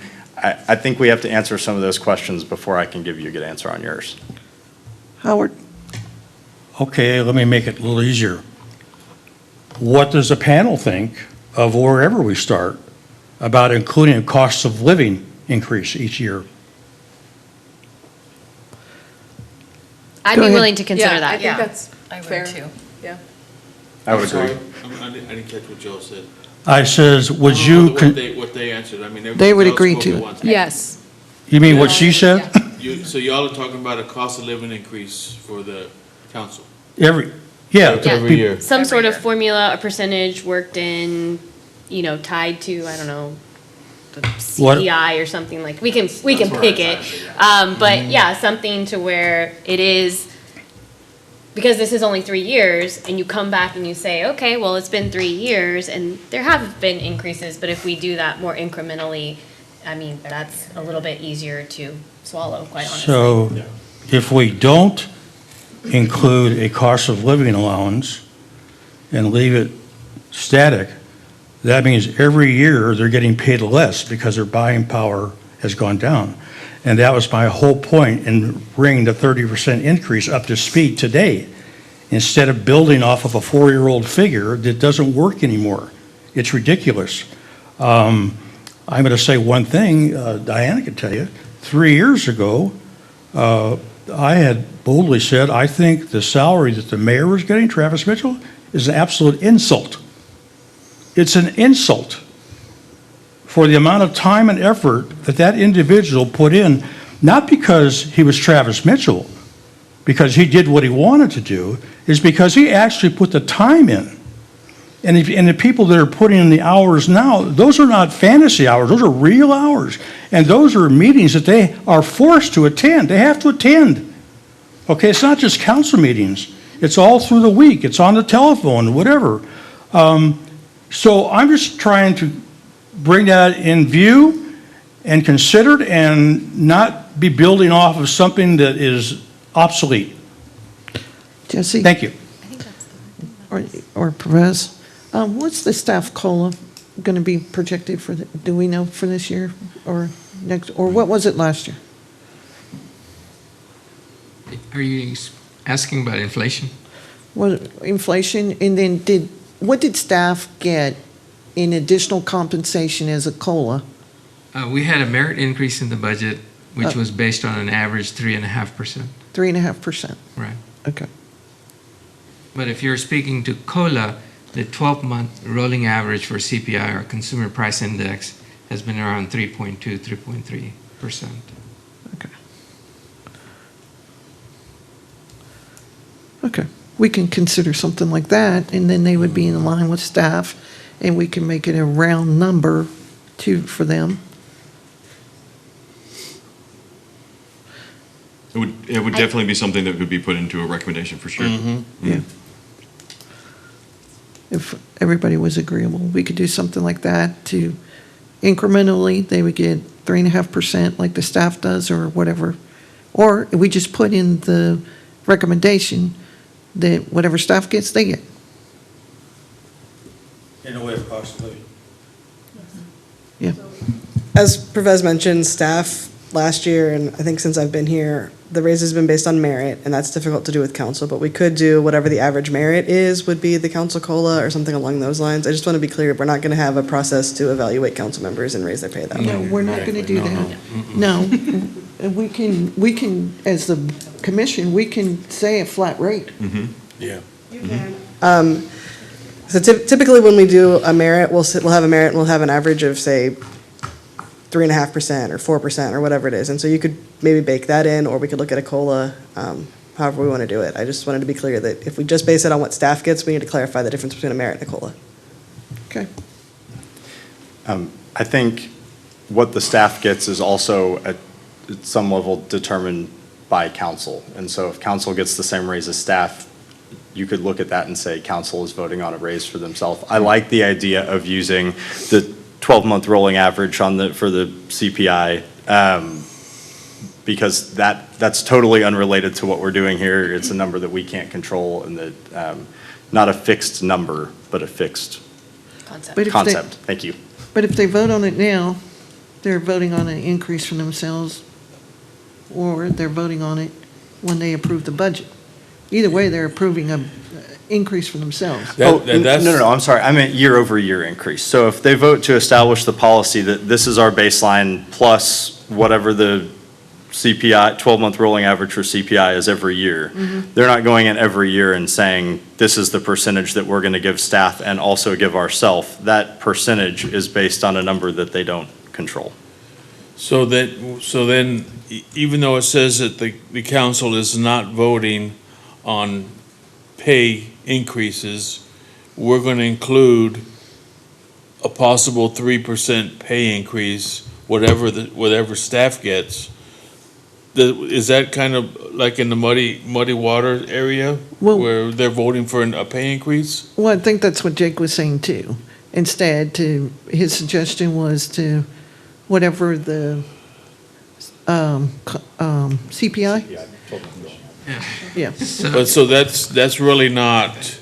If the concern is there's a conflict of interest, they're approving their own increase That's, every year. that's what I'm trying to get at, yes. If you tie it to a CPI index, right? The council doesn't set that index. Yeah. That is independent out of their realm. So Okay. that conflict goes away. Okay, no, that's good, thank you. So you're effectively giving them the cost of living increase at a rate they don't control that we Right. set now. So it'd be like another bucket. He said, since you're a council member, you get this, but you can't, you don't control this, but you just get this added to whatever you're doing. To cover the cost of Yeah. living. Yeah. Okay? Howard? I want to say just one quick thing, because people tend to sometimes say we should run this like a corporation. Okay? Well, you better think about that again, because corporations get bonuses. Oh, That's not included, Yeah. no. Not included, no. Chairwoman, if you'd like to clarify, you can, but I don't think that's what you meant. no, that's not what I meant. Oh. Not at all. Just for you, Howard. Just for you. That's a great conversation. To the extent that any of that violates the charter, or something, we'll take a look at it and see legally. I think it's fine, but yeah, we'll just double check, just because Yeah. if that's going to be in the recommendation, we want to make sure that we can do it. I think the overall consensus is that we'd like to see if it's legally possible. Right. Yeah. Okay. So, The last bullet here was to really just understand how the full compensation works, because when we jump into reimbursements next week, we'll have a good understanding right when we get started. And I'm certainly not trying to shut the committee down. If you guys want to continue to speak, we're here as long as you guys are. But as far as the discussion tonight with the stipend and the wages and the understanding of where compensation comes from, I think we hit all of these. Certainly, if you guys want to keep discussing, we're here at your pleasure. But if we're wondering if we hit all the different points, I believe we did. Could I ask a question? Go ahead. Is the travel piece considered, so 52, that's a budget allocation, right? That's right. That'll be discussed and broken down Next week. Next time. Not Next next. I don't think time. we're meeting next week. Okay. Then I'll hold my thoughts on that. I think our next meeting is in May. May 13th. So my question is category 52 and 53 the budget allocations? Yes, 52 and 53 will be the major point of discussion. Obviously, we can revisit, we'll have the survey results, and we can revisit some of the payroll conversations as well. But the major conversation next meeting will be 52 and 53. Okay. I just want to And make to sure the that I Chair understood. Herval's point, we'll have a full breakdown of not only what those line items are, but what is spelled out of how they can be utilized and reimbursed and how all that works. We can walk through it. I have one additional question on 51. So I think the consensus so far had been eliminate the stipend, salary only. Currently, it's, whether you look at it as $1,000 a month salary, 500 stipend, or 12,000 a year salary, 6,000 a year stipend, for a total of $1,500 a month, right? So if we eliminate the stipend, my question is, does the salary become $1,500 a month? So we keep the compensation the same, but we eliminate the concept of a stipend? Or does the salary stay at $1,000 a month and their compensation has now decreased because we're eliminating the stipend from that total compensation number? I just wanted some clarification on where we stood on that. Well, if the stipend, again, according to your definition, was supposed to be an advance on reimbursing for something, I feel that the salary should remain the same. We can look, I understand his, should we be increasing? This is based on 4 years ago or whatnot. I think we can reevaluate the salary and whether or not we should slightly increase it. I don't think it should be increased for that whole, because then getting rid of the stipend, I think, is our way of protecting taxpayers of people abusing the stipend and pocketing it. So I don't think we should add the stipend onto the salary. Howard? I just want to make one comment. I think that if you get rid of the stipend altogether, you're going to get into the weeds with 52 and 53, because that's going to require a very fine-tuned policy, what constitutes an authorized expenditure, okay? And that's where all the problems have originated from in the past. And that's going to be a real can of worms, because you're going to have to develop a policy. I mean, if we're going to do this right, I mean, we're not going to just get rid of the stipend to save taxpayers money, but on the other end, we've got all kinds of chaos going on. So, just keep that in mind. I hear you on that.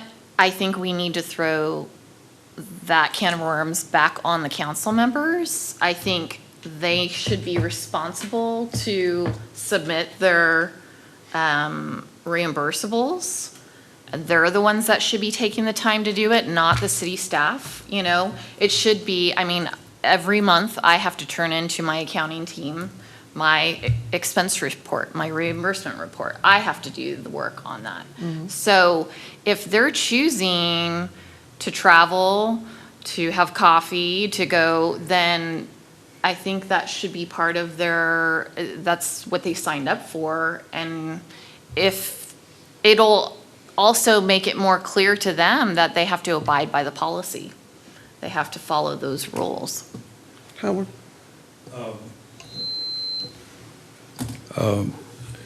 In light of what you just said, you're going to have people like me going, okay, I want to see those receipts.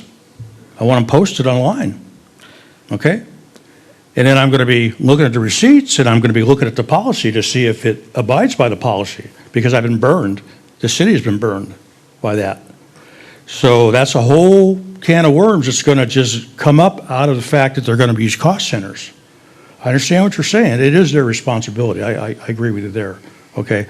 I'm just trying to keep it simple so that we don't have all these policies for everything and have to decide what book can you buy and what book you can't buy and what membership can you participate in. And then somebody says, well, I want something for community and public relationship because I plan on doing a lot of partying out there with my constituents, but I'm not going to do any traveling. So I need to kick that up a little bit, because that's what happened last time when they did this, okay? You got people going, yeah, but I don't spend the same amount. It really got to be quite hairy. So just keep that in mind. That's just my opinion, but there is a lot of truth to what I'm saying. So is 52 based on city and state per diem? Like, is the average that these numbers come to based on per diem? Because if it shouldn't get hairy for them if they know their food per diem per day, they know what they're going to be paid for gas mileage, and whether or not they have to get approved, whether or not they can go to a conference, right? So it's going to be approved because we know it's in the budget. And if the policy states, yes, you can, if you're meeting someone for coffee or lunch or whatnot, I know in my own, I can't buy alcohol with my company credit card, I can buy myself a meal, and as long as that stays under the per diem per day, that's fine. But, it's just, I think it's about following rules. So the cost centers themselves were, as we've explained, kind of based on previous usage, and it was decided by council. On our travel policy, we do have per diem information. We actually typically do like a cash per diem, so it's, you go to a city and they have $30 for dinner, and we give you $30. It follows, Like the federal follows the one. IRS rates, Yeah. yeah.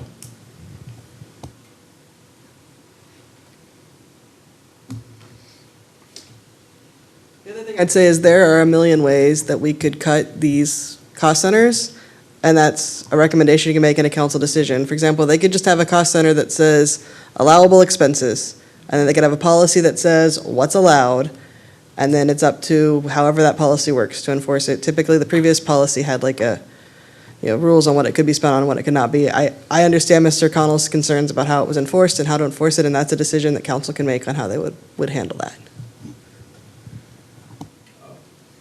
Howard? Just for my own information, would we be able to offer them a choice of a stipend instead of the cost center, individual? How about if category 52 was just one number and not called a stipend? I think that's what she's Yeah, suggesting. my understanding from conversations with council was that they want you to consider whatever it is that you want to recommend. If that's a one lump sum that they call a salary and they get no reimbursements for anything else, that's what you recommend. If it's, a salary and some sort of stipend or allowance, that's what you recommend. If it's a salary and reimbursements, that's what you recommend. They want to get a feel for what this board recommends. Can we assume that anything that involves a receipt having to be turned in, that is subject to open records? Yes, the receipts would be subject to open records. Okay. Mr. McDonald? So if we take away the $6,000 stipend, if that's what people are thinking about doing, and then we're gonna still keep category 52, and those are all the totals that they can use for those amounts. What if, to keep, let's say a semi-stipend, how's that? I'll say a semi-stipend, where instead of each individual council member has available to them $6,000, there would be a separate cost center where it has maybe, for 7 council members, maybe it has, $24,000 in it, and it's available for them to use, but they don't have the stipend, the $6,000 for them. That's why I said it's kind of like a semi-stipend. There's still money there, but it's not the $6,000 that they have here. So I don't know about removing, all the stipend, because I'm sure there's going to be, costs and stuff. They come up for different things, but maybe it's just rearrange things around a little bit, instead of just having it all like that. So a semi-stipend, you're saying don't submit reimbursable expenses, they're going to be paid that regardless, in addition to their salary? Well, it looks to me that the stipend is included with their salary. Is that correct? That's correct, and they get Okay. taxed on it. And I'm sorry? They get taxed on it. Okay. They don't have to submit receipts. There's no accountability, transparency. They can use it if they choose to pocket it, or they can choose to spend it out in the community. That's their choice. Hold on, Howard. I don't know. I think, well, just curious, has that $6,000 ever been exceeded in the past? They wouldn't know. Right. They wouldn't know So because. right now, we don't know. It We don't can't know be anything. because it's a straight $500 payment every month. So Yeah. from Okay. the city's perspective, we give them $500. Okay, so We with don't know what they do with with it. that, there's no receipts. That's just like, your salary is this plus, but it's not really this. No, It's this because we include this in it. It's additional income that when they added it in 2022, the explanation was it was to cover daily expenditures. But because it's additional income, like I said, it's taxed the same. We pay the city's portion of the payroll taxes on it as well. It is taxable income. So would they use that stipend for general office supplies? That's what they're using it for now. They're buying toner. Some of them are. Maybe. We have no Okay. way of knowing because Okay. there's no receipts. So then why do we have city general office supplies down here? If they're going to use that for that stuff, why do we have it in two places? Maybe eliminate some of that stuff where they would just use the stipend to get that. Well, I think that's what Howard was saying. Well, It sounds, and this is great conversation and will lead very much into the next meeting, but it sounds like the committee's circling around an idea of the stipend, maybe some of those funds moving into 52, 53 to allow the council to spend those, however they would be receipts that come in, and that possibly, to Committee Member Connell's point, rather than individually costing out all these different cost centers, maybe merging some of them to be just more of a lump sum, but still have a very specific what can be spent and have receipts. That kind of sounds like what some of the conversation is. So then we would probably have to change, give me just a second here.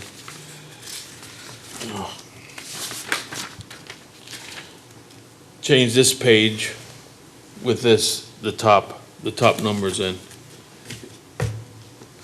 That's right. Because when you look, when everybody sees that, said, oh, the mayor, she only makes 1,300 a month. But in reality, she's making more than that. Right, With the the expense stipend. stipend, right, the one below it, yes. Yeah. She's Okay. making 1,800 a month, yeah. And Okay. each council member is making 1,500 a month with their stipend. Howard, Okay, this is great conversation, by the way. bless you. So what I'm kind of hearing here is kind of a blend. In other words, we get rid of the stipend altogether, so there's no confusion. They get their salary. We're going to pick out a salary figure. And then we're going to take all the cost centers and eliminate all the cost centers into one bucket of a fixed dollar amount.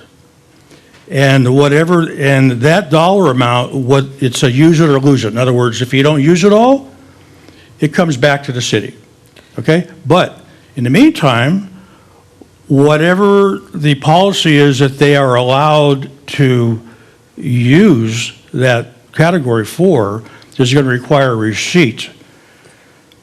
It goes to your point that there's no way that they can foogaboo anybody and change the stipend into a salary, okay, which I think is a big concern. So that's where I'm kind of landing right now, is that we get away with a stipend, we go with a salary, and we give them category, whatever that is.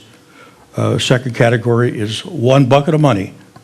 And we're going to give you a list of what you can spend it on, and we need to have receipts for it. And then there's going to have to be some sort of policy to measure that against whether we, the city, like with the credit cards. In fact, I remember here there was recently a presentation done by one of your associates for the staff, I believe, and it went through all these safeguards. It was Joshua. Joshua, yeah. Went through all, yeah, that's what we talked about, the 2,000 hours or whatever. It went through all these safeguards, okay, that sound great, okay, and they mimicked the credit card ones about the necessity, the benefit of public purpose, right? It mimicked all that, okay? So I'm going to assume that if it's good enough for that, it's good enough for this. So the second category, that bucket of money, when you turn that receipt, it's going to be measured, it's going to be evaluated against what Josh had brought up, the same criteria for transparency and accountability, right? Okay? Now, that is perfect to my eyes, but like I said, it's got to be rigorously enforced. And that takes more man hours again. Boy, isn't that a good argument? Takes more man hours again to go through all that, okay, in the interest of transparency. Or we could take the option, and I'm not arguing one or the other, take the option of biting the bullet and give them a fixed number and get rid of the stipend and be done with it. And see, and we're only talking about, I mean, we're trying something new. Maybe it would work for everybody. I don't know. It's a compromise, I guess. But anyhow, I've had more than my nickel's worth, so thank you. Go ahead, Melissa. Or Jake. So when you were talking about if we get rid of the stipend, should we increase the salary?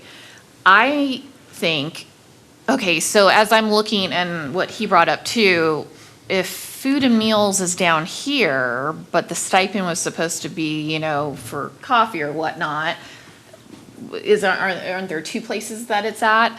So moving the stipend allotted amount down into the one big bucket, now that these are all going to go in, makes sense with accountability, showing receipts. The only thing I can think of with the stipend and seeing categories 52 and 53 that are not covered are like their phone bill, their internet bill, stuff that they're using to communicate in their positions. And a lot of companies, I know my company does it too, gives me, along with my salary, a phone compensation, $50 a month towards my phone bill, or $50 a month towards my internet. So I would be okay increasing the salary slightly to cover those things that might not fall into yeah. So I would think that would make sense. And then moving maybe some of that 6,000, if this is all based on average numbers over the last several years, well, we gotta get new measurables for a new average. So in the meantime, if we're getting rid of the stipend, but these members truly do spend that amount of money, then it should be in the other bucket of maybe that, because it's 6,700 and 3,300, so now we're up to 11,000. Maybe that should be increased to 15,000 or 16,000 as far as the limit that they can be reimbursed. Okay, Jake's first. Oh, no, thank you. I was going to recenter on my question. You did it for me, so thank you very much. All right, Howard, then Carly. Okay, I think it's important to Bless you. note, huh? Go ahead. Sneeze. Oh. Somebody sneezed in the room back there, sorry. Oh. All right. I have looked at these individual budgets over periods of time or whatever, and the fact of the matter is, if you look at the right-hand side, right-hand column, that's the side where I would use year-end of how much of these 52 and 53 is actually being used. These category 52 and 53 dollar numbers were imputed. In other words, they just pulled them out of the air and stuck them in there, okay? But the real picture is in the right-hand column of how much was actually used, because a lot of them don't even use a lot of it, okay? Some of them went over and they go, we'll bounce it to this cost center. So I think the right-hand column is probably a good place to look to try and get a feel for how much is really being spent, regardless of what category, but in The only total. thing I'd say to that, and I want to give credit where it's due, those base numbers weren't pulled out of thin air. There was a tremendous amount of work that our finance director did to look back over time at that right-hand column through all 6 of those cost centers to true up those numbers, and then took it to council, and council voted on it. So it wasn't just, thrown at the wall. Those were data points that a lot of work went into to make sure. So, but to your point, that is how that they come up with, was over year what was being used, and then it came to council and was approved. I thank you for that. Yeah. Thank you for clearing that up, because I wouldn't want to misstate something I didn't know anything about. But like I said, I vividly remember the conversations, whatever the categories that were set up. It was like, well, you got that, I want this, and that's what happened. And in those days, that was allowed to happen. So anyhow, I think would you agree, Jess, at the right side, looking at what has actually been spent? Yes, on an that is annual what basis? you're looking at, yes, although this is just Council District 1, I believe, and it's a snapshot. No, I don't mean this one, the specific one, but I mean in Yeah, general. in general, yes, the right side is Take what them all they get. together. By end of year, yes, that's what Year they ends spent. for 3 years, and you can see what the total amount is being spent amongst the members and not what was projected to be spent. That's right. Yeah, Right. he's going to get that for us. That's That's the budget report, and we probably already have all that information. We can bring it back for the conversation next time of what we did in the past. Carly. I just wanted to follow up with what Melissa said. I do think that there should be an increase in the salary, that since we're taking the stipend away, for what you're saying, maybe because we think it should go up because of inflation, or just to balance that out a little bit better. So I do agree with that. Julian. And I was actually like how I was thinking we would just, because the money's already being used as compensation, we keep the value the same, but just true it up where it is in fact salary. So keep it at the amount that they're getting. So it's not necessarily punitive, because some of these decisions that are being made, not to rehash anything, is because of past behavior, right? So if we make it for a one-for-one, that money has been used as compensation more than stipend. If we put it to the salary and now we're on even playing foot, like we know what that money's being used for or what it is, might be the clearest path, instead of us trying to figure out a number. Yeah, it's always hard for someone to go backwards Right.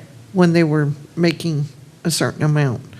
And then we can always define what those reimbursable expenses and what category they might fall in later, if we choose to go that route.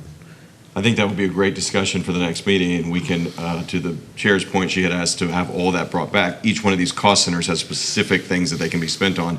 If the committee is discussing putting them all together to make it easier for not only the council members, but staff as well for taking receipts in, then a good conversation for our next meeting would be, let's look at everything that's allowable, and for a recommendation for reimbursement, kind of put it all together and say, these are the things, make it very simple, and here's the amount of money that's evaluated or that's put toward it. Go ahead, Howard. Thanks for being patient with me. I really appreciate it. I just have a whole bunch to say. I want to leave you with this, okay? In my head, the figure I had in my head, since we're talking about taking the stipend away and balancing out whatever, in my head was a plan to, the first year, to increase, starting with this base figure here, the first year to increase it to $300 more a month. And so if you're at 1,000, it goes to 1,300. And then if you're around that next year, okay, it goes up another 300 to 1,600 That's per month. per month. Okay. That's just an idea. That plays into my incentive. It plays into them realizing that the city appreciates their hard work, because we're going to save a lot of money in other areas. And I'll tell you what, I want to fly on the plane that's got 4 engines, not just one. You know, because it costs less to fly on a single engine, but when it goes out, it's out. So I'm just trying to say that I'm looking for quality. I'm looking for hardworking people. I'm looking for people to strive ahead and know that they have the brass ring to reach for. And it's just 3 years or 2 years, however their cycle runs, you know. But I just think that we can afford that. I mean, we're going to obviously have to look at the numbers, but I go back to what I was saying, you know. We're going to give them a limousine. They're going to have to figure out where to park it. Okay, Howard, so you're proposing from the 18,000 a year to go up to 21,600? Yeah, up 3,000 a month, 300 a month. 300 a month, 300 times 12 is 3,600, right? I don't know. Oh, okay. All right. Yeah, okay. Round numbers. You're the chair. You tell me. You're starting. Yes. Okay. All right. I just wanted to clarify that. Okay. I have a question. Yes, Michael. So we want to increase, you're proposing That's his proposal. that we're starting off at 1,000 first year. Second year, 1,300. 1,300, yeah, 1,300. Third year, 1,600. If you get reelected, fourth year, 1,900. That was his Fifth original. year, 2,200. Sixth year, 2,500. No. No. So where does it stop? Okay. Well, you got to start out the right place first. Excuse me, Michael. No, what would happen is next year, because this is for next year, out of the gate in September, it starts out 1,300. Okay? Next year, it goes to 1,600. But it's based on your years. If you're first coming in, you know, you may get 1,300, and I may get 1,600. You know, the cap, first of all, the compensation committee meets every 3 years. So we're going to have to work out some sort of cap, okay? I agree with that. You can't just go crazy, you know. I agree with that too. Right, no, I'm there, you know. But, and the other thing about this is, I think we're kind of zeroing in on what we may end up doing, is that we really know exactly what we're proposing, what it's going to cost. You know? And I think everybody would be happy. We just need to come together, and I think we're really working well together to do that. Yeah, but that model, he's not going down that rabbit hole anymore. He's proposing now to take the base salary that they're getting right now, which is 18,000, right? That's with the stipend in their base salary, and then adding 3,600 per year. So that would be a salary of 21,600. Okay. And then the year after that, nothing? We would give the CPI or the COLA or whatever you want to call it. So that increase is just a one-time deal? Well, it happens this year, Okay. and then every year after, we would look to the, Yeah, no, yeah, I understand that. What I'm saying is, that increase is just gonna, what he's proposing is just gonna happen one time. And then after that, it's gonna be the 3.2? so what happens in year two? No, the stipend goes away, period. Stipend goes away. Okay? And starting next year with a new budget, okay, that year, everybody is going to be $1,300 a month. The next year, okay, if you're around for a second year, is going to go to $1,600, no stipend. And the next year, another, and that, my figure's $300. It could be 200 or 100, I don't, whatever. But that's what I'm using. So the third year, it goes up, and you're at, 13, 16, 19, I guess it is, 19. Okay. I just 19. want to clarify, because I'm not sure if we're all understanding what Mr. Connell is saying correctly. I believe that what Mr. Connell wants to do is tie it to tenure. So if you're on council for 1 year, you get the $300. If you're on for the next year, you get the $300. But if a new person comes on, they don't get that $300. And we're going to have to put some thought into whether that's a model that we could work in a budget that we could prepare for, because if you remember, our budget year is October 1, our elections are in November. And so it could be a tricky model to consider on the staff side. It's something that we can absolutely look into and bring back, but I just want to make sure staff understands what we're looking into so we can bring it back. Oh, go ahead, sorry. Go ahead. I think the challenge with that is, other than the ones you just mentioned, is if it is this difficult for the 7 of us to understand how that structure works, I think it is going to be just as difficult, if not even more so, to communicate that out to every other resident in Kyle. I think, and that's not a comment to say they can't understand. It's more of a comment to say it took me a while to come around to understand it. And I think just about every other city on here has a pretty straightforward, this is the value on the seat year over year, every year model. I like that. Just the simplicity makes sense to me. Are we trying to satisfy the people? I mean, we're here in a committee to try and come up with some recommendations, you know, and our focus should be on the council and the work that they do and the compensation they get. And we're not passing anything. It's the council that's doing it. So I think, excuse me, I don't mean to sound rude, but I think that's a weak argument, given the fact that all the benefits that we all are going to benefit from in simplicity, in moving things around and putting them together so there's less labor involved in processing this. That's just my opinion. You know, I'm not here to satisfy the gallery or the people out in the street. I'm not here for that. I'm here to work together and trying to come up with a consensus and something we can offer. You know, I respect your opinion, okay? Well, Okay. But I just want to be clear that when you say that we don't understand it. You can only speak for yourself. And all of us speak for ourselves. I said it was difficult to understand because it took That's all I three need different then. people trying to summarize it and explain it for us to all come together. If you don't like that argument, I'll provide another one. I don't care for a plan where we pay people based on tenure. That's great. If you don't understand what I'm saying, then that's on me, and you ask me to explain it. Okay, Carly? Do you have something? Not anymore. Okay.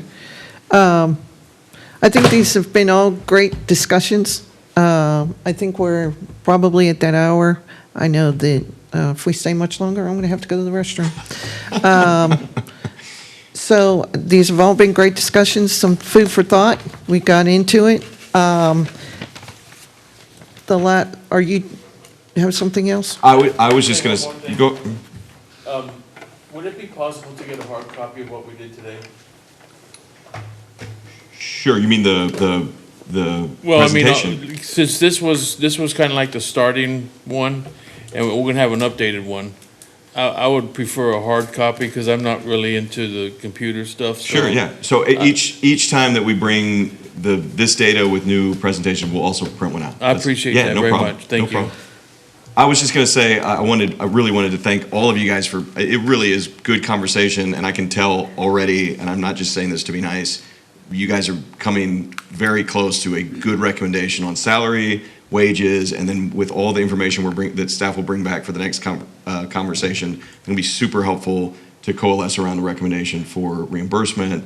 You guys are very close to even that already. We just need some data points to look at and stuff like that. I really want to thank you, Chair and Vice Chair, for keeping the committee on task and bringing it back to the discussion for tonight. It's been great discussion. I was taking notes the whole time, so we'll get the survey out and get some of that data to you guys. We'll also bring back the breakdown of the reimbursements and everything on the cost centers, and then also we'll bring back kind of the structure of where those cost centers were broken out, and then I'll get with Joshua as well to try and get some data on some of the procurement and the reimbursement stuff as well. So there'll be a lot more to talk about regarding that, and more data to look at, and we'll certainly print it out for you guys. But really, thank you guys.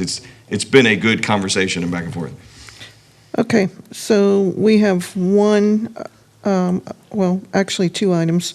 First item is item number 5.3, public hearing. At 8:13, I would like to open the public hearing, and okay. We're our one resident. Okay, I'll close public hearing at 8:13. Item number 6, I'll entertain a motion to adjourn. I'll make a motion to adjourn. So move. There you go. Oh, we don't. Use a gavel.